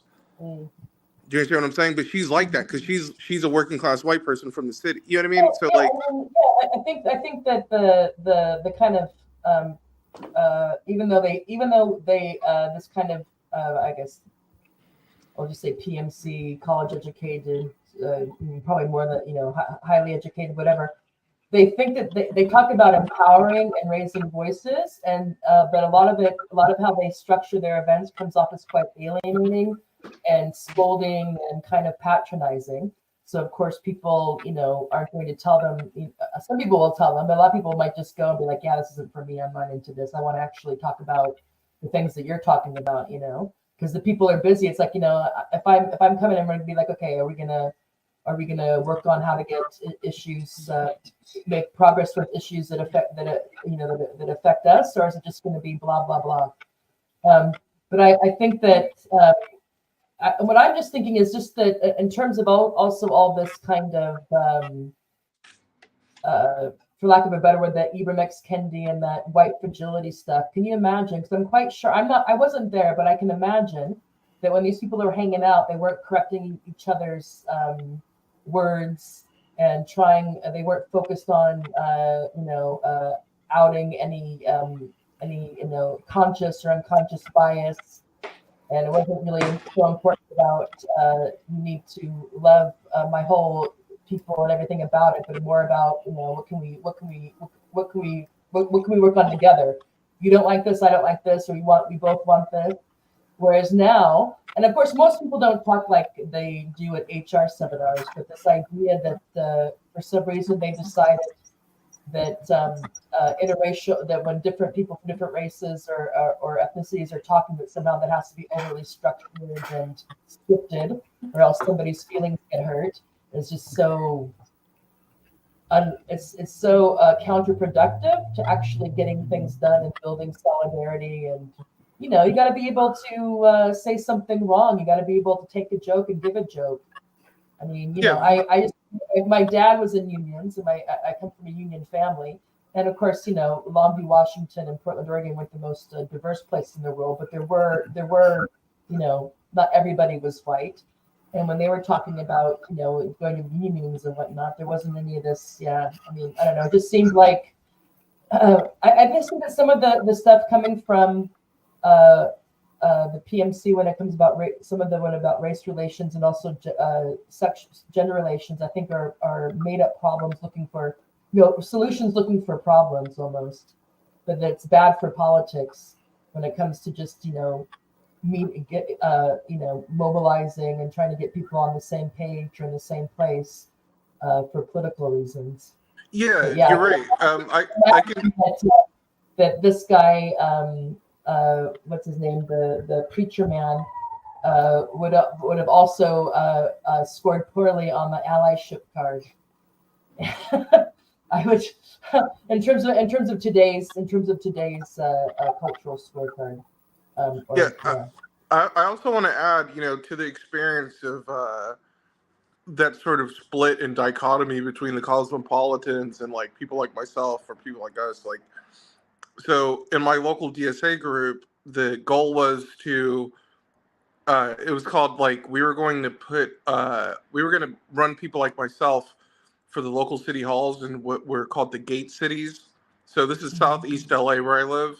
So we were going to like run people for office here in Southgate, Compton, Linwood, different places like that. And so we were going to do that, but it was sidelined by the cosmopolitan people because like as soon as I started talking about how like, okay, yeah, like once we get into the Southgate City Hall, let's use eminent domain to nationalize these like motels that the Lupin Proletarian used to sell drugs and have prostitution. Let's nationalize them and turn them into like free or affordable housing and things like that. That's when like there was pushback from the cosmopolitans, and then that local DSA group essentially was dismantled. So like these are real phenomenon that happen, and I think we have to understand that like we have to seize the sort of cultural and visual representation away from the cosmopolitans. I've been saying that for years. I've been saying that since I was like 22 when I was in socialist organizer. I just want to say this because I remember when I was in socialist organizer, one of my comrades, she was going to the University of Irvine, and she like organized like a group, like a socialist event there, right? And people came to sort of like to be a part of it and sort of listen to her speak and everything like that. And I remember there was this gay man who came in there, and I don't have anything against gay people. I just want to say that outright. But like he came in there, and I remember he was all like, "Well, Anthony, like, like if you don't like if you don't put this, are we on Rumble, Tara? Because I don't want to get us like." Don't worry about it. I don't care about you too. Well, he was. He was all like, like this gay shit. He was all like, basically that this gay shit has to come first. Like this gay shit has to come first. It has to come first. It has to come first. And I understand him as a gay man. I understand. I'm not discounting his experience, but at the same time, like, dude, like, what are you talking about? People are living off EBT over here. Like, people don't have food. People don't have like money to pay the rent. Like, what are you talking about, bro? Do you understand what I'm saying? It sounds to me that that what you have is there's some people who we think that we're radical, we're not. So they want to play within the rules, and the rules of the game set by, whatever you want to call it, capital, the status quo, the regime, etc. They don't want to break the rules, so they're willing to do what they can within both obviously legal rules, but also cultural norms. And fewer people are willing to sacrifice or to put that on the line. And especially if you're talking about, when you said nationalize, I guess it would be in California. I guess the governor could decide to take over property for public purpose. But that would be eminent domains. This is not just at the national level, yeah. No. Yeah, we could have used eminent domain at the local level to seize like the vacant lots here, or the vacant lots, or these motels, and just turn them. The government has the power to do eminent domain, not a citizen. A citizen could, I know take that's over what I'm saying. We were going to run people for the local office. That's why we're going to get into City Hall. And okay. That was like, that was the goal. You try to set up like a Paris commune in the middle of South. That was the goal. That was the goal. The thing is, I think that what you're saying is that the militancy is few and far between. That we don't really have. Of course, the Black Panthers had that aspect as well, and there was a lot of groups in the 60s that had a militant component. But there's very few groups, at least that I'm aware of.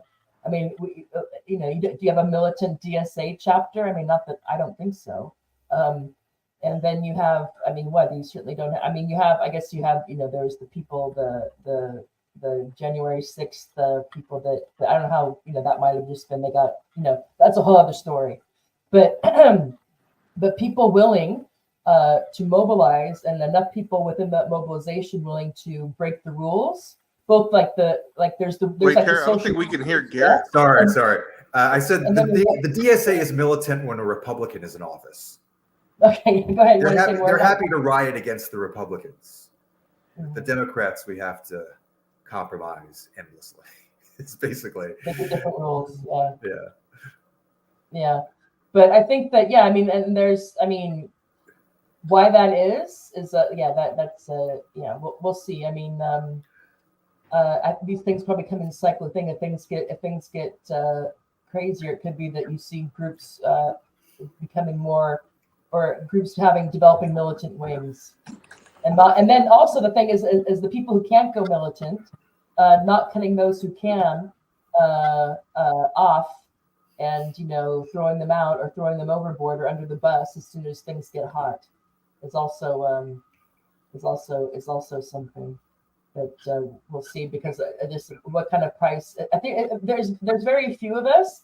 And it's not just, of course, it's one thing that, obviously, if not everyone can afford to go on a strike, but even just saying something, or using their voice, or using their, putting their a protest or whatever, there's some people that just aren't willing. A lot of us aren't willing to run the social risk of, saying something not suitable for work and getting called who knows what.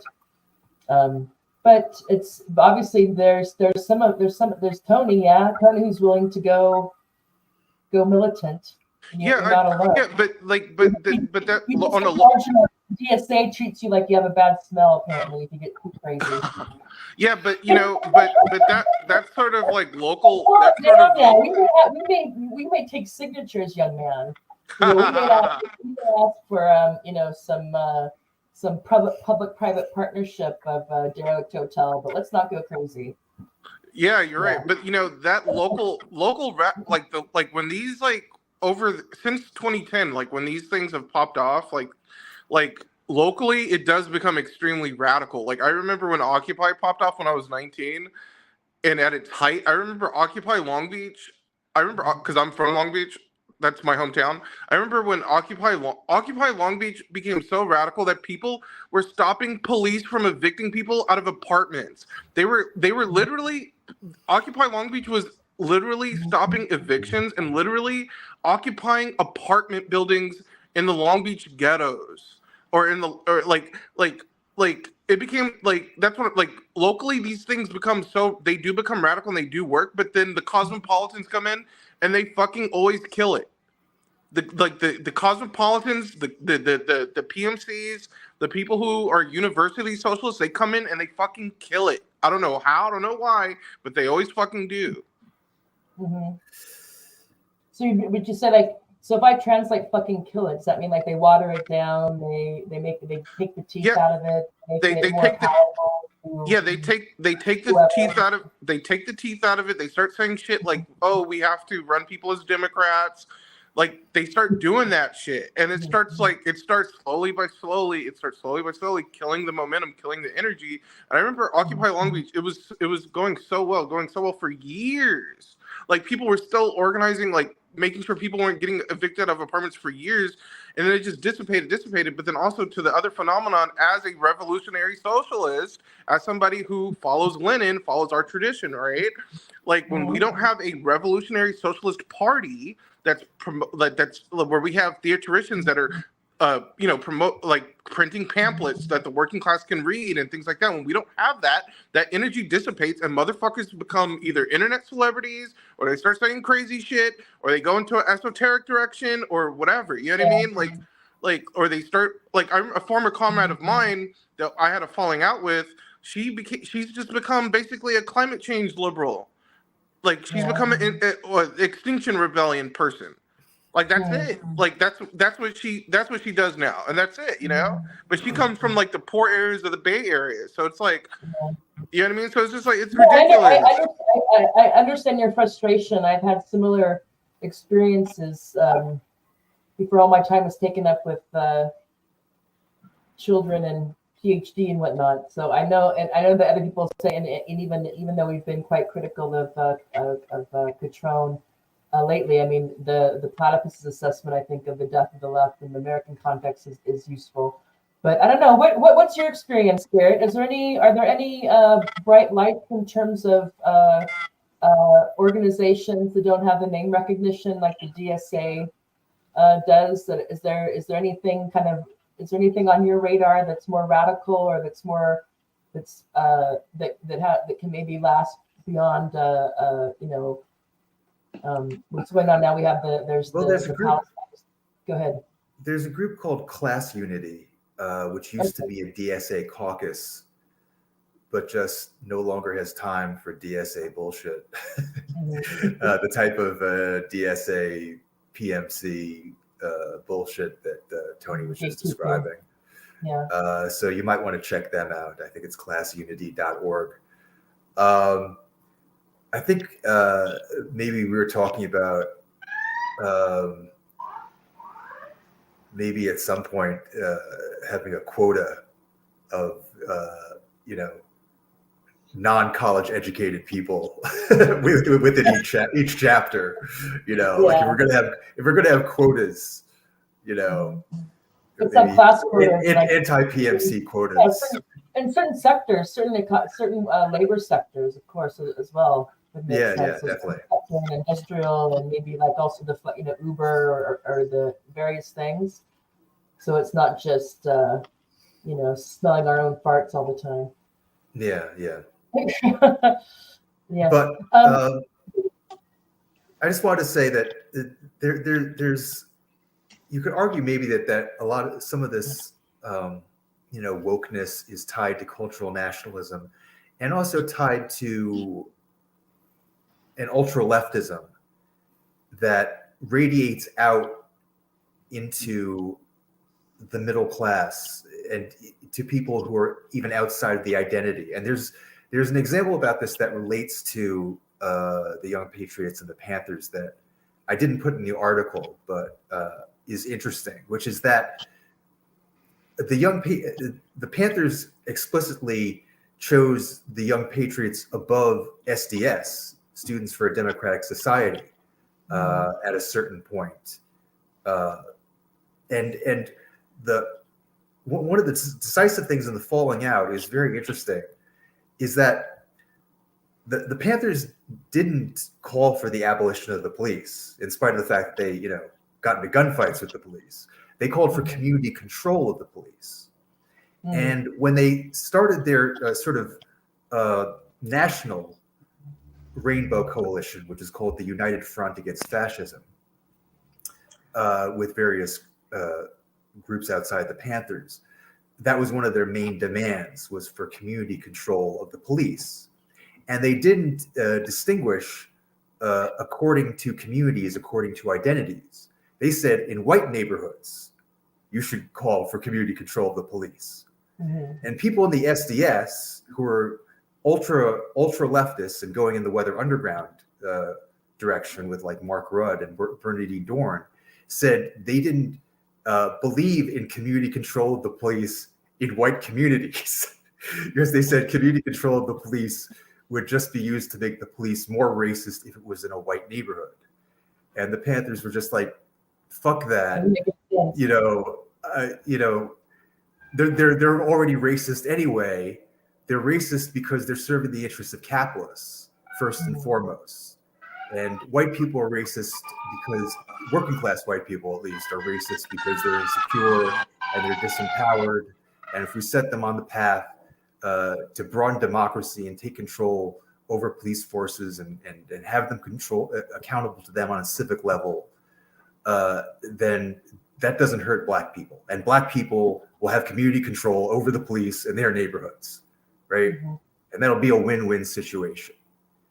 And the SDS people actually tried to scold the Panthers and said they didn't know what was best for them. And that's what the Panthers like completely told them to fuck off, and said that the Young Patriots were much better allies.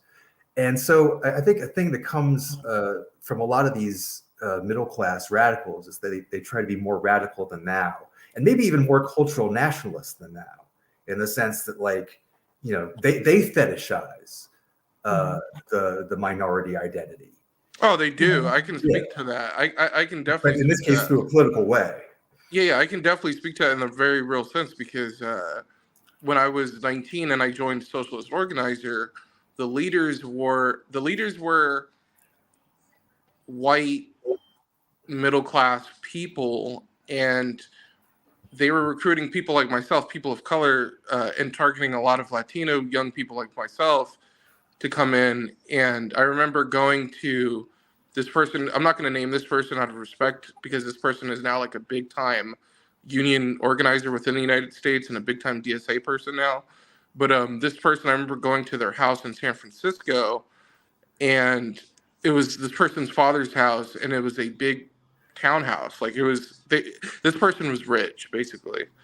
And this person and some of those other people that I see now, like, so they've left revolutionary socialist politics.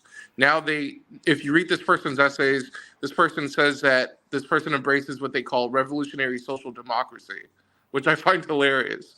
But this person and people like that, they fetishized us Latino people within Socialist Organizer. They definitely did that.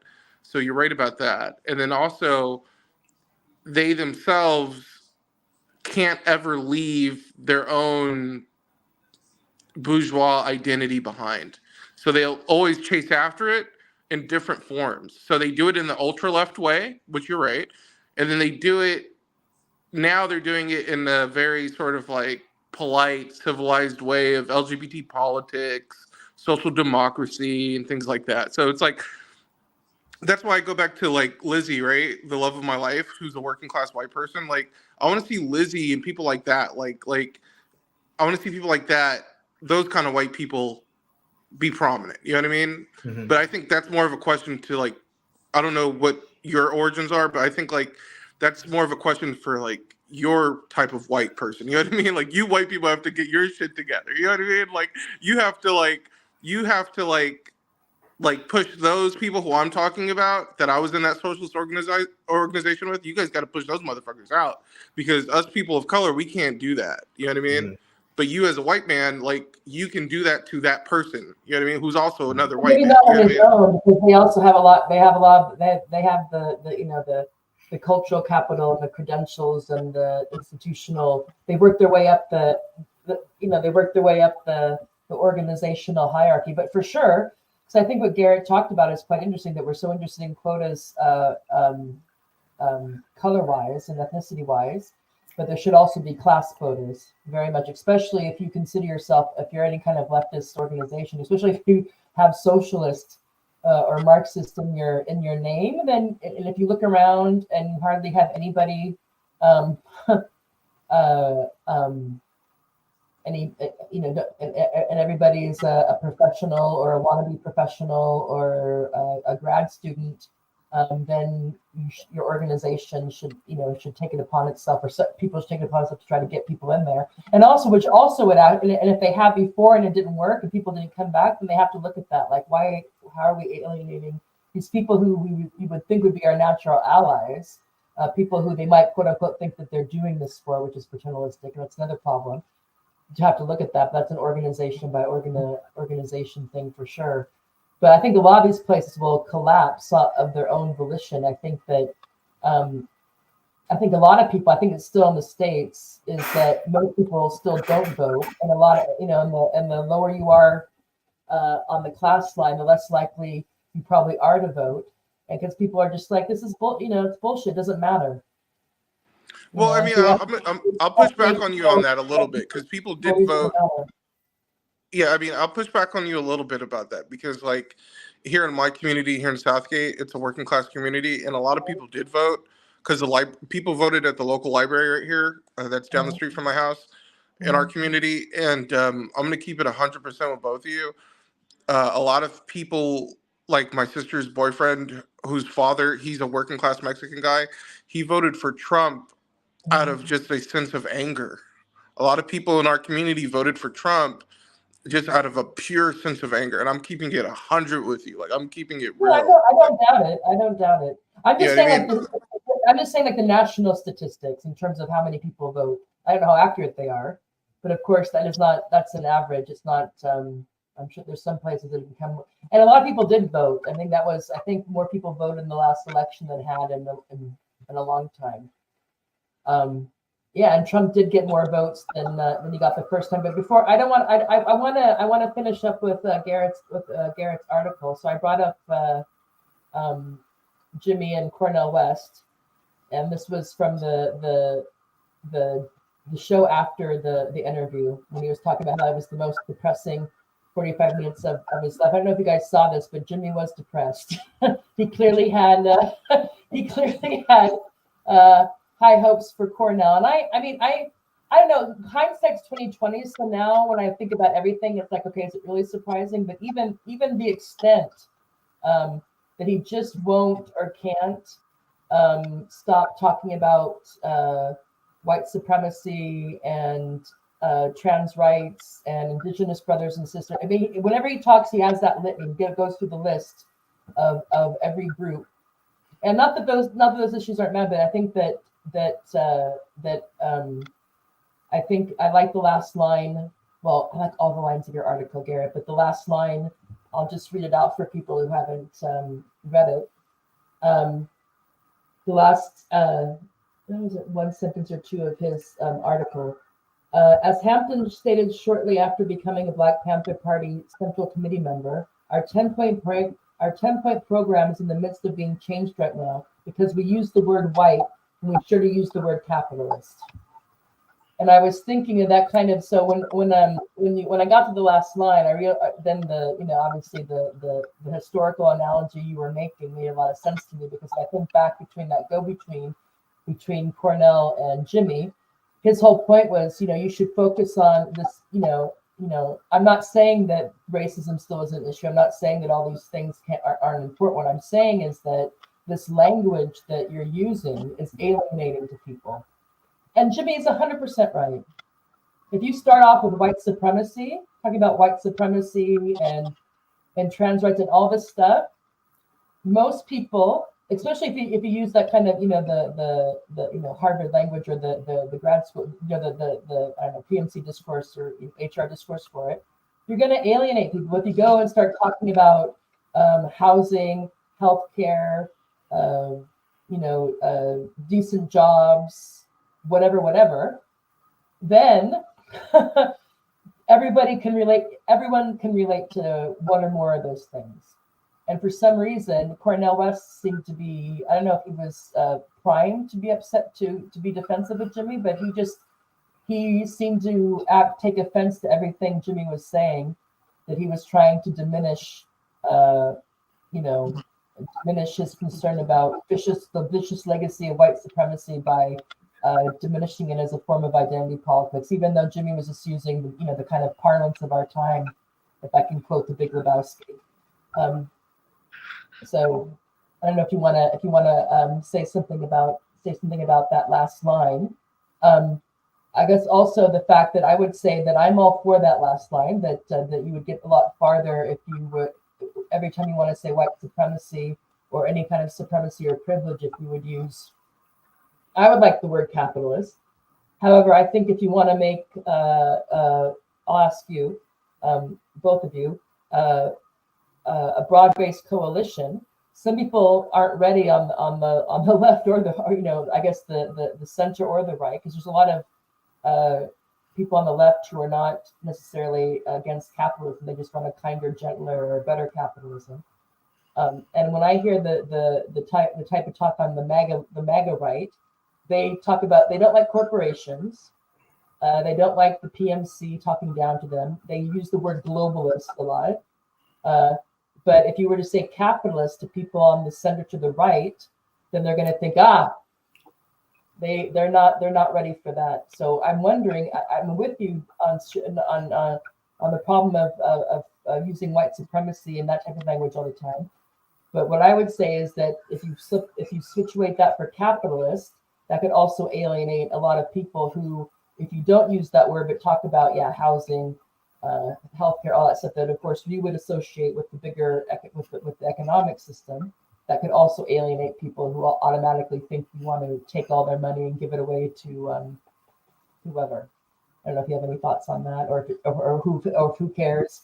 You're interested in mobilizing the left, not everybody, not the patriot type people that you referenced in your article.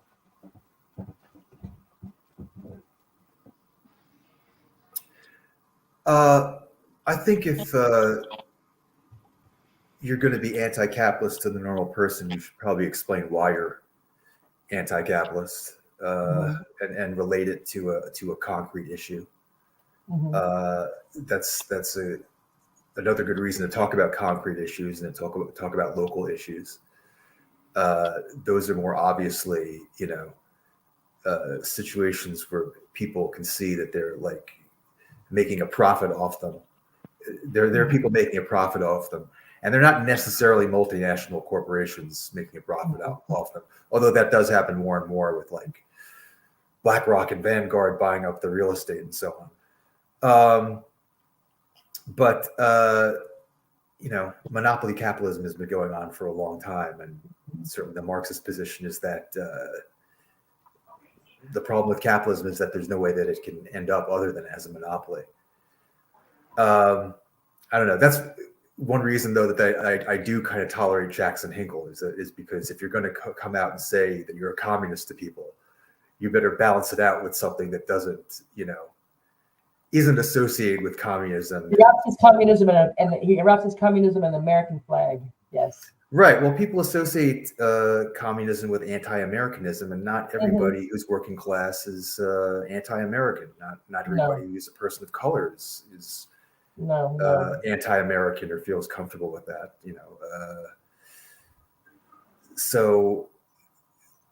And they like a lot of things about Donald Trump, whether you like it or not.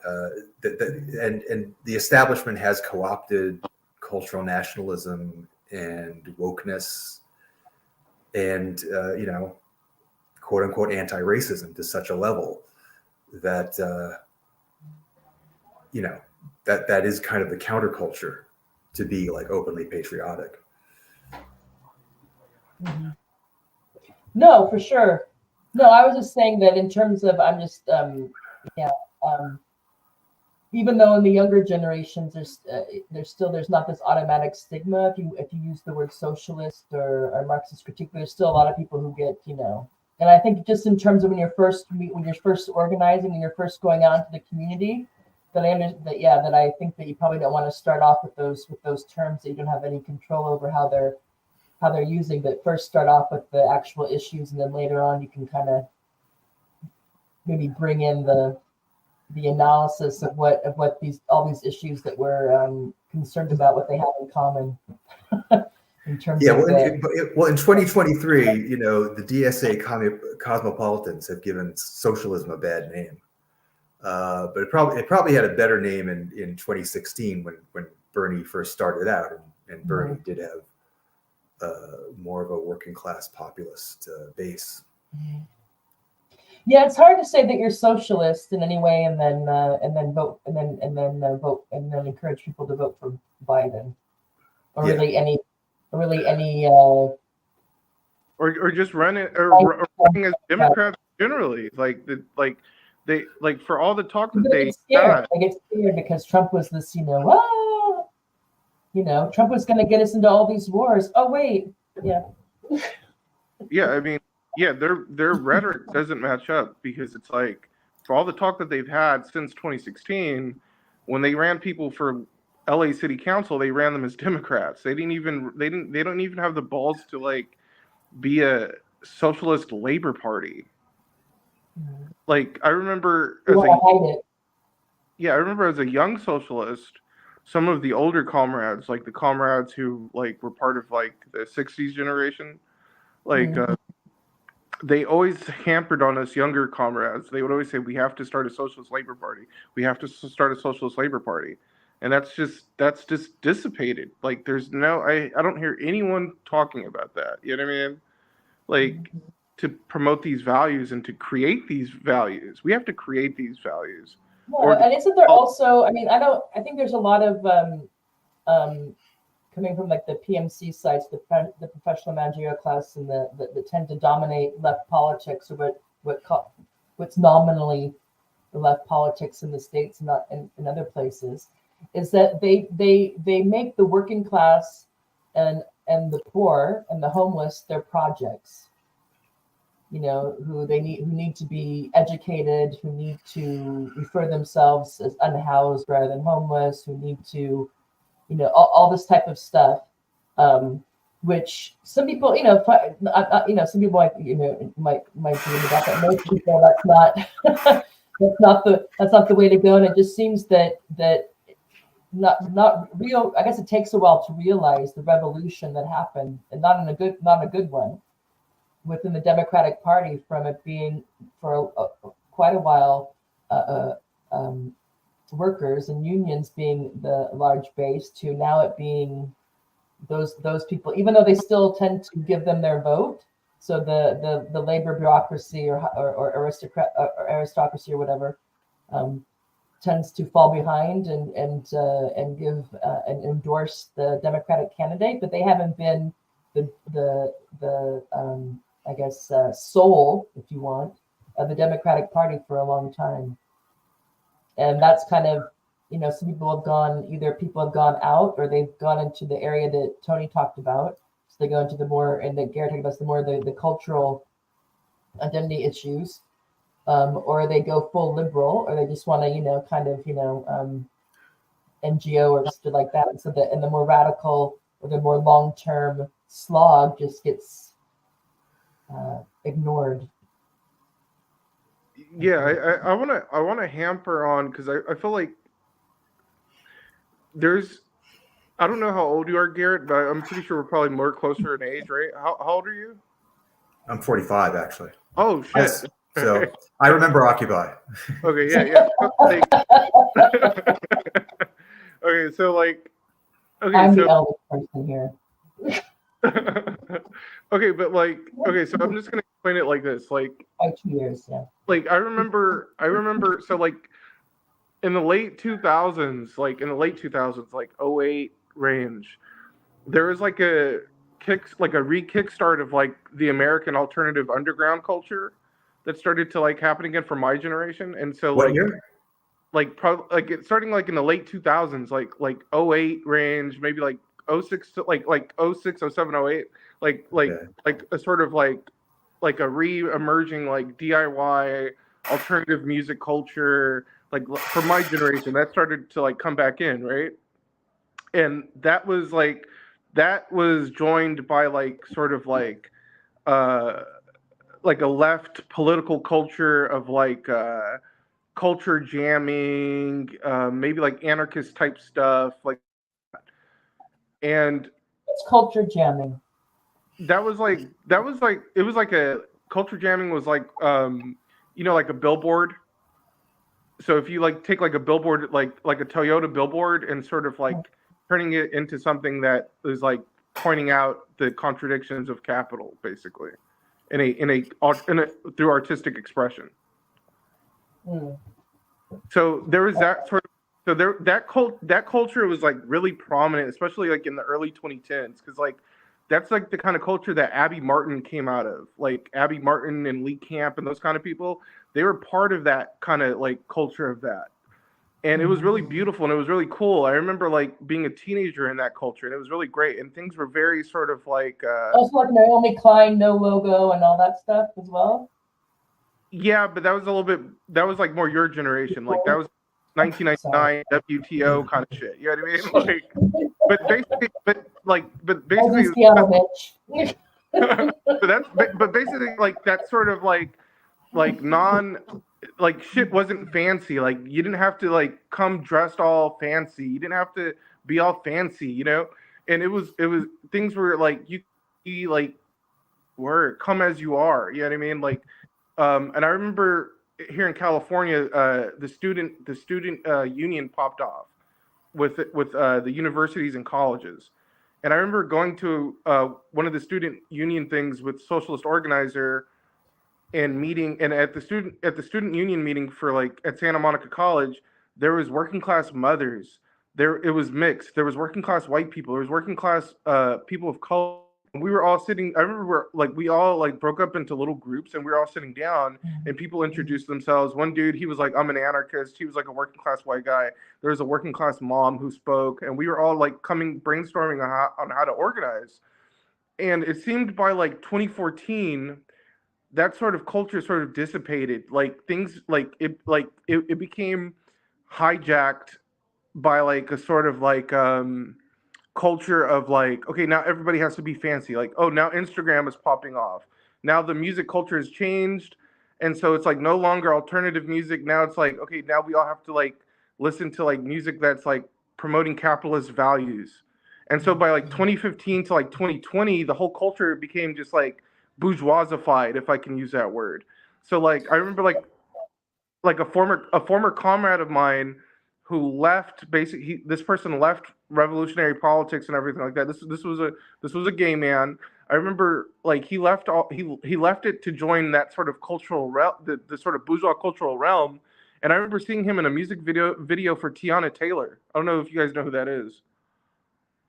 I'm sorry, no. Well, basically she's like she's like a big time singer, like, or she was signed under Kanye West, and so like, but her values, basically her values were like LGBT, like bourgeois values. You know what I mean? I remember he was in the music video for that, and it was like, oh, that's the direction you went. Like you like where now it's like it's all about being in culture is like, oh, let's all be fancy. Let's dress fancy now. We're gonna have like Instagram. We're all gonna present this sort of bourgeois fanciness. And I think that's gotten away. That's what's gotten away with a lot of organizing. It's like things have become like culturally like too bourgeoisified. Yeah, I mean, I think that this is all. For some reason, when you were talking about that, I was thinking about Code Pink, and when they had to disavow when Marjorie Taylor Greene took a picture with them after they got kicked out of Bernie Sanders' office, and like a half a day later, someone from the organization had to come out and disavow and say that basically to go say something bad about they didn't want anybody to think they had white Republican cooties or something like that. And I think it's just, I don't know, I think there's so many things. And one part is that some of this stuff becomes like a social group. So like Code Pink, you have these ladies and they get together and, of course I'm down with their anti-war message, but they will organize something and they go to go ahead, Garret. Hey, I need to step away for a minute, just to let you know, okay? Okay. Are you gone, or are you coming back? No, I'm coming back. But I'm going to turn my camera off for a minute. I'll be right back. Okay? Okay. Thanks, Garret. Thanks. we'll hold the space for you. So the kind of like, so you have this group, and it's kind of like a social club, but they gather around a particular political issue, and they're very brand conscious, they're very reputation conscious, and so you would think that, that because when Marjorie Taylor Greene posted that picture of Code Pink, what she said was, while we agree on a lot of political issues, we are together when it comes to not funding foreign wars, the Ukraine war, or whatever. And the fact that again, the idea about being fancy or being so concerned about not having any kind of taint on you with your social group, they felt compelled to disavow that picture on, and almost like they were trying, like they want to make sure that everyone knew it wasn't planned, that Marjorie Taylor Greene instigated that picture, wasn't Code Pink. Because who cares? You have a House of Representative person with a large following who went out, and after you were kicked out and arrested from Bernie Sanders' office, said he agreed with your message that day. And instead of just parlaying that as an example to show the difference between how this person, a Republican, versus Bernie Sanders, or to use it as an opportunity to maybe talk to people who follow Marjorie Taylor Greene, they totally gave all those people the middle finger, which is so stupid. And to use your word, too fancy. It's getting too fancy. Yeah, it has gone too fancy, because it's like if I'm going to go to like a protest or something now, I literally have to be dressed to a T. Like I really got to be on, like, as a young person, like I have to be on my drip. You know what I mean? Like I got to be swagged out. You know what I mean? Like I'm being serious. Like it's gone to that. Like if you're not dripped out, if you're not swagged out, if you're not popping off on the Instagram, like it's become like that. Like I remember when it wasn't like that. I remember when everybody has an individual ESG score or something. Huh? Everybody wants to make sure their ESG score, their social capital score, but it's the Chinese. Yeah, very much so. Is the right way. Yeah, but I think that also, I was thinking about Marjorie Taylor Greene because it kind of is also analogous to that Fred Hampton picture with the Patriots group. That the idea that they had to totally disavow that picture with Marjorie Taylor Greene instead of using it as an opportunity to take a dig at the Democrats, and just to use it as an opportunity to speak to the people, to treat her with that you don't have to. I mean, I don't know, people. I don't know when this happened. Maybe this is also because of social media, or how everything is recorded now. But if you notice that when anybody says anything about anyone who's not totally in their group, they have to say, well, I don't agree with them on most things, or I don't like them they have to list all the things they don't like about them. So they can try to hopefully get away with saying this one thing. Like, I just assume, I just assume, like, if either one of you were to say something, well, Jimmy Dore's on the screen about him, I'm not going to assume, oh, they're in lockstep with everything that Jimmy Dore's ever said or done. We're adult enough to know, okay, it's related to the topic at hand, but it seems like people have to go through these like 45 disclaimers, lest somebody who's keeping score in their group gets on them for, not disclaiming or not condemning enough before they say the one thing or the half thing that the person got right. It's also a bit fancy. And also it just takes so much time if you have to disclaim everything. But yeah, I'm gonna wait for Garret to get back, because I'm gonna share with him my claim to fame. My claim to fame in the podcast space. I have to admit, that was so cool that he saw your tweet and posted it and did it on his show. I was like, oh damn. I think it was probably his wife. I don't think he does. I don't know how much of the Twitter scrolling. Oh, he's on Twitter quite. Okay, so Garret, just because I wanted to add my claim to pseudo fame here. So this was the episode that I think it was the episode he did a day or two later after the Cornell West interview, and I was looking into it, and all of a sudden I'm like, wait a minute, that's my tweet. So I'm just going to read out my tweet. So because it is related to the topic of today's podcast. Wow, nice. So what was the focus? So what has the focus on race and white supremacy managed to secure in terms of improving material conditions for poor working class Black people the past 40 years? White supremacy is an ideology. Class structure is not. Do you notice how one can talk about white supremacy all day long? One is encouraged to, in fact. Democrats, corporate to progressive, talk about it. So does the CIA, the FBI, and the Pentagon. So do all the major corporations and financial institutions. So does the mainstream media. Why? Because racial parity politics doesn't bother capitalism one bit. Calling out white supremacy has no effect on class structure, but it does make the DEI industry lots of money. Adolf Jr.'s analysis of the poverty of contemporary Black politics is correct. Everything has changed except for the way it's talked about. Fixating on racial disparities distracts from the pervasive influence of class and ends up legitimizing economic inequality. So I also like that tweet. But yeah, so it was just kind of because I was watching this a little bit. I'm like, wait a minute, that's my tweet. And they literally had it in the background on for like 10 minutes, and then he read the whole thing out with passion. I was like, Jimmy, thank you. I felt seen. Nice. He raised my voice. Anyway, I'll take that Great off. tweet. Yeah, no, yeah, it's worth, and people were coming at me, and I'm like, it's nothing. Once you get being called a transphobe and a Nazi for not pretending that men can be women if they say so, being called a racist is like, but, and I was, which is fine, I mean, people are like, oh, you just don't want to pay reparations. I'm like, what does this have to do with reparations? I'm like, if you can, I go, my thing about reparations is I don't see how politically the path forward. The only way I can see reparations happening if they want to do it as like an economic stimulus package, because they can be aware that a lot of the money that people get paid is just it's only going to be in their hands momentarily. So the same thing as like UBI. So maybe they'll do it with UBI, whereas people who get reparations get a bump, get more money. As I said, economic stimulus package they can sell as righting a wrong. And some people will, but it's just like we know that the way the system is, that eventually the cream kind of all goes to the top and is centralized. But, anyway, I thought that was a random response that some people commented on that. Oh, she just doesn't want to pay reparations. And I was like, what? Okay.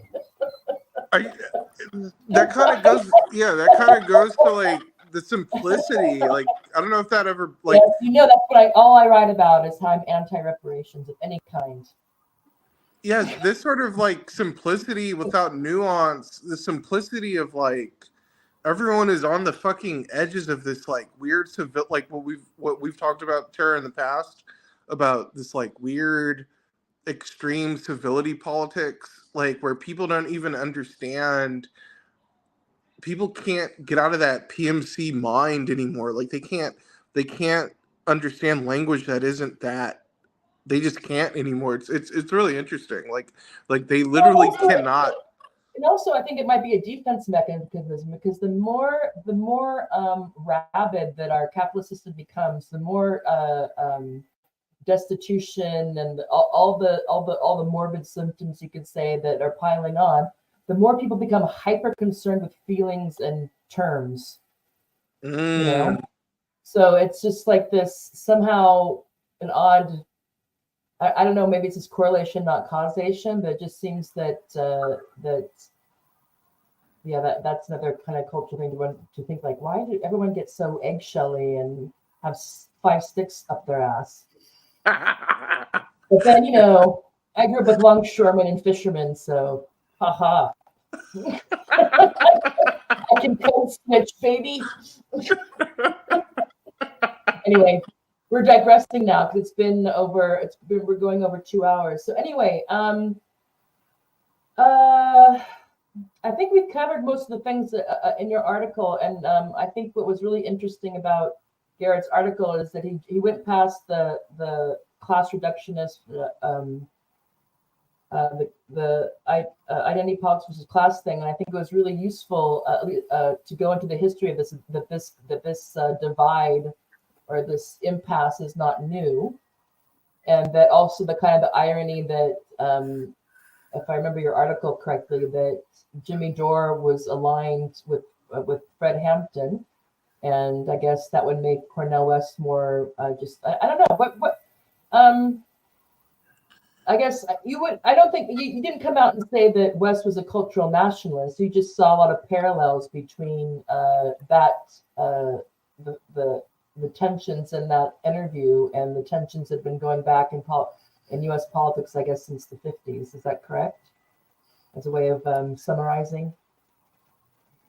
Yeah, well, I mean, you could say that in many respects, cultural nationalism has been, normalized and mainstreamed, at least on the left, just as wokeness has. It is kind of the default position. West is, I don't know what to say about Cornell West, really. I mean, I think certainly in this campaign, he's,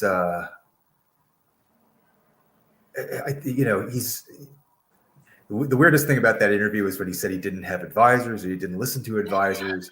I think the more kind of woke positions he's been taking lately are kind of probably under the influence of the Green Party advisors. Well, whereas he had a more populist one when he was under the influence of the People's Party.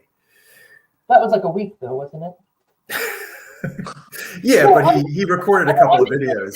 Look at the social circle he travels in. I mean, he hangs out with people like Judith Butler, and he's in this milieu of all this, the different narratives and the cultural studies, identity politics, and I mean, he's very much a part of that. And I don't know if he has a critique of it. If he does have a critique of it, he doesn't share it. So he has a critique of the milquetoast neoliberals. He has a critique of the neo-fascist Donald Trump, but he has no critique of the quote-unquote new left or the what we would call woke or identity politics. Even the stuff that gets more and more extreme, like you get to declare if you're a man or a woman, everybody else has to go along with it, and if they don't, there's somehow they're somehow denying you of your basic rights and this type of thing. Well, I have a comment to justify that. And I don't know if it's because he's in that milieu, so he just, it's his first things first, but I've never seen him give a critique of that.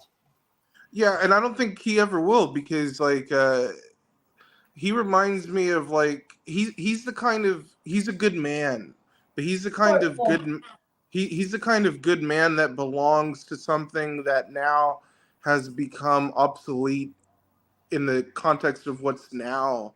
And by that, I mean, he reminds me of the kind of teachers I had growing up in Long Beach. He reminds me of some of the professors that I have they're on the left, they're socialists, they understand Marx, they've read Marx, but they also belong to the history of late 20th century social liberalism, which is Jimi Hendrix, which is obviously LGBT, which is obviously music, television, movies. So you can't really pull them out of that. He's all about Coltrane and yeah, exactly. Whatever. That's what I'm saying. So you can't pull. Yeah. Which and to me, I think you guys ever see that movie Children of Men? I've heard a lot about it, but I haven't seen it. Okay, have you ever seen Slavoj Zizek's comment on it? No. Okay, well, he talks about that character, that 60s old hippie guy who's living in the woods. Mm-hmm. That's sort of that, we have to we can that's what Cornell is. Let's put him to a side. He's our grandpa now. You know what I mean? He's our social music and all that, but that time period of that, he's 70, and Bernie was 80. Bernie's 80 now, but he's 70. Yeah. Yeah, no, but we'll see. I think that I mean, I don't know. We'll see. I also thought it was odd that their first actual campaign event was in Utah. I mean, I have nothing against Utah, but it's just kind of this, Did he ever explain that? Huh? Did he ever explain why Utah? No, it was just he went there. I don't know why, but What city in Utah? Though? I don't know, but anyway, I think that we'll see. We'll see if I don't know. But in terms of how he's resonating with younger people, because I don't know if it's if he has an Instagram account and it's popping off more. But before he announced he was running for president, his Twitter followers was at 1 million, and it's still at 1 million. Oh. It hasn't gotten. If you look at how much traction his tweets get, they don't get that much compared to like RFK or whatever. And I don't know what that means, but it just seems. I just wonder. I don't know. I think that. I mean, yeah. He was kind of like a warm blanket, like a company thing. Because I was thinking like, okay, yeah, is it really going to be Trump and Biden again? And then RFK was a bit. It's like what to make of him. This is before he went off the rails or before we knew he was a Shmuley Rabbi Shmuley type Israel supporter. But then, because I grew up with Cornell West, so to speak, and so when he came out and announced he was going to run for president, I was like, oh, how cool! But then it certainly became like, this is like a greatest hits thing. But I think also to go into this is a bit off. Well, it's on Cornell West. I think it's also weird how you have these political free agents. How it used to be, at least what I thought, is that political candidates came up through the ranks. They kind of earned their stripes, and of course, not everybody has the charisma or the wherewithal to run for electoral politics, to do all that kind of stuff that you have to do. But people used to be kind of forged through that process. But nowadays, it seems like, because like Trump just kind of, he free agent himself into the Republican Party. And then Cornell is he was with the People's Party, and then it's the Green Party, and now he's independent. So it's like these free agents. If you have parties that can't produce viable candidates on a regular basis, I think that shows that your party is not well. True. I mean, that's how you get President The Rock. Go ahead. That's how you're right. That's how we're gonna get The Rock as The president. Rock? Yeah, The Rock wants to be president.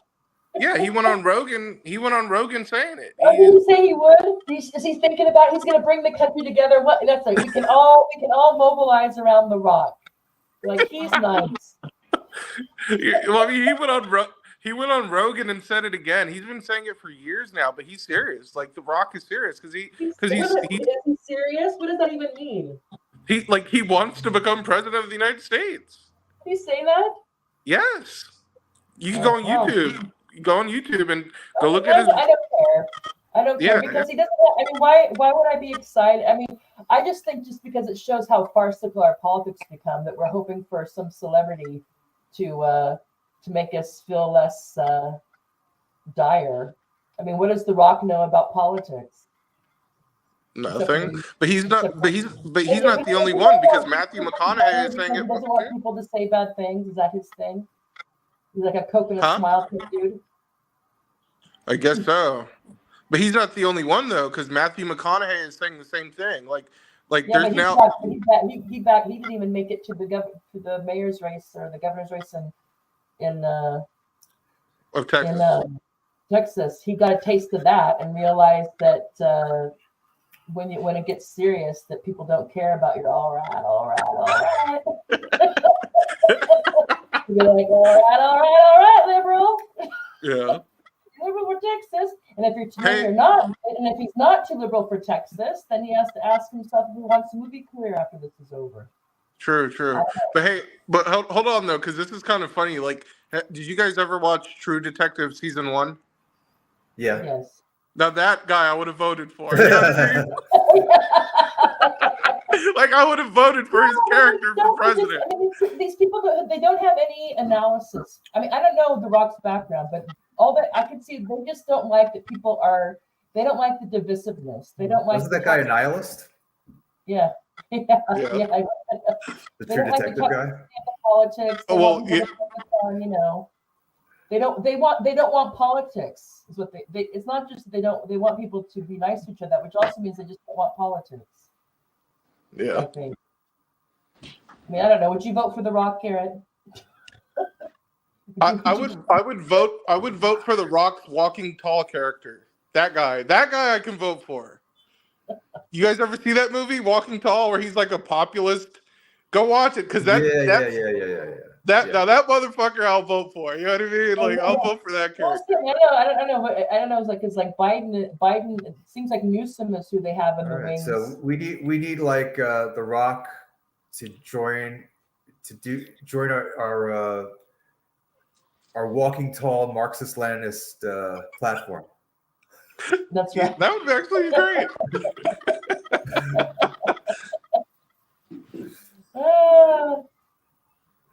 We'll have to acknowledge that steroid use.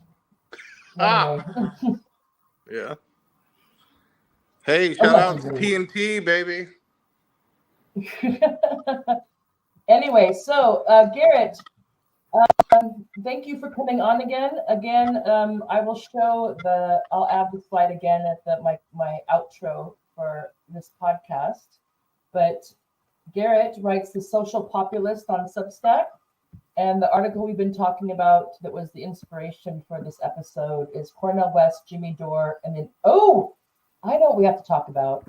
If you have a couple more minutes, Garret. Sure. The inevitability. Why do you think it's inevitable? I can see why you think it's desirable, Fred Hampton leftism, especially as opposed to what we have now. But why do you think it's inevitable? That'll be our closer. Well, I think I may fall back on a quote from Hampton here, actually, which I believe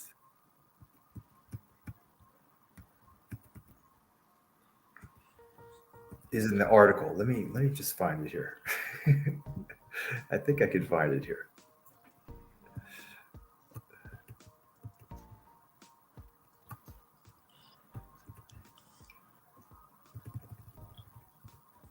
The one that you sent me. Tony and I are gonna riff here a bit, and you find your article. Tony. Sorry. Tara. Tony, you were doing up those terms with your signifiers and the hegemony and all that. I was like, what, dude? Here. You're talking about college talk. Hey, I thought we were left people, so I'm like, okay, no, it's fine. It's just like, let me throw out my Graham cheese hegemony. I was like, okay, let me throw this out. Like, but if you will, but yeah. Hey, I'm not sure I can find the quote. I think it was sorry. It's okay. Oh. There's a quote from Hampton where he essentially says that people cling to cultural politics, or as he put it, I think a black thing. I mean, he was talking about black nationalism, black cultural nationalism. Blackness, yeah.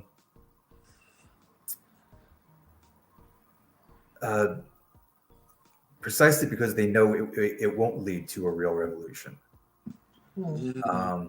And to have a real revolution, you do have to embrace the class struggle, and that's what it's all about. So if we're going to have a revolution against capitalism,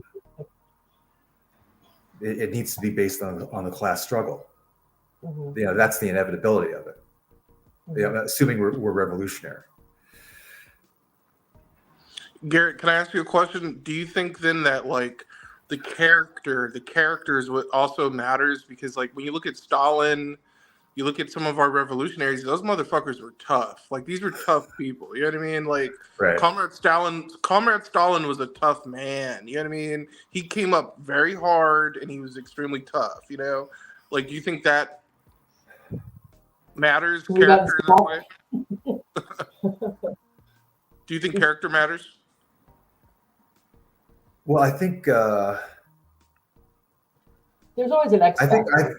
I think we shouldn't sort of stigmatize toughness as toxic masculinity and that kind of thing. Probably a bit too much of that going on. I don't want to sign off on everything that Stalin did, but he was. We do need hard motherfuckers, yeah, like Fred Hampton, or you probably did not have like Che Guevara, and yeah, and people like that wouldn't get very far on the left right now, the establishment left. But maybe that's inevitable too, that any kind of left that's attached to the establishment and to the professional managerial class, they didn't accept people like Fred Hampton and Che Guevara in their own time. Mm-hmm. So it's got to be done outside that. Yeah. So the inevitability is that if we're, for those of us in, now and in future generations, who are actually serious about changing society, and things like, for ending poverty, for increasing freedom, for not having people majority of their lives being spent on tasks that are in no way fulfilling, and also eat up their body or their mind. Not that physical work is all like that, of course not. But all these things that we claim to want, then a focus on culture and or the politics of recognition, of affirmation, etc., is not how we're going to get there. It actually can be when the limitations aren't acknowledged and pushed, then a lot of time and energy gets focused on things that aren't going to get us to where we say we want to go. And so that would be why the inevitability of a Fred Hampton leftism, a coalition, a rainbow coalition, of course, all kinds of people, but mobilized to address, to engage in class politics, not focusing on Blackness or gayness or Christianness or Islamness or whatever. Not that those things are important, but that's not what our rainbow coalition needs to be collating around, we could say. Totally. Garret from the Social Populist on Substack, who wrote Cornell West, Jimmy Dore, and the Inevitability of Fred Hampton Leftism, who knows a lot about this history. Thank you for coming on and spending so much time again with the Morbid Symptoms podcast. You are our first guest of the show, or not guest of the show, but friend of the show now, because you've been on 3 times. Hopefully this won't be the last. I really appreciate it. I found it worthwhile. I'm sure people who come across this will as well. Those of you who do watch us, please like and subscribe, follow, etc. We're doing the best. We want to build our Morbid Symptoms podcast. And if any of you have a morbid symptom that you want to discuss, whether it be economic, political, cultural, or something that cuts across all 3, environmental, please do get in touch with me. I would love to have you on to discuss it in more detail. Even, of course, also if you think that your position would be different than mine, that's also more than welcome. So Garret, thank you very much. Coney, thank you for coming on from sunny LA. And that'll do it. I'm going to drop you guys off, and I'm going to bring up the title of Garret's piece, and I'm going to sign off here. So thanks, guys. See you next time. Have a great day. Bye.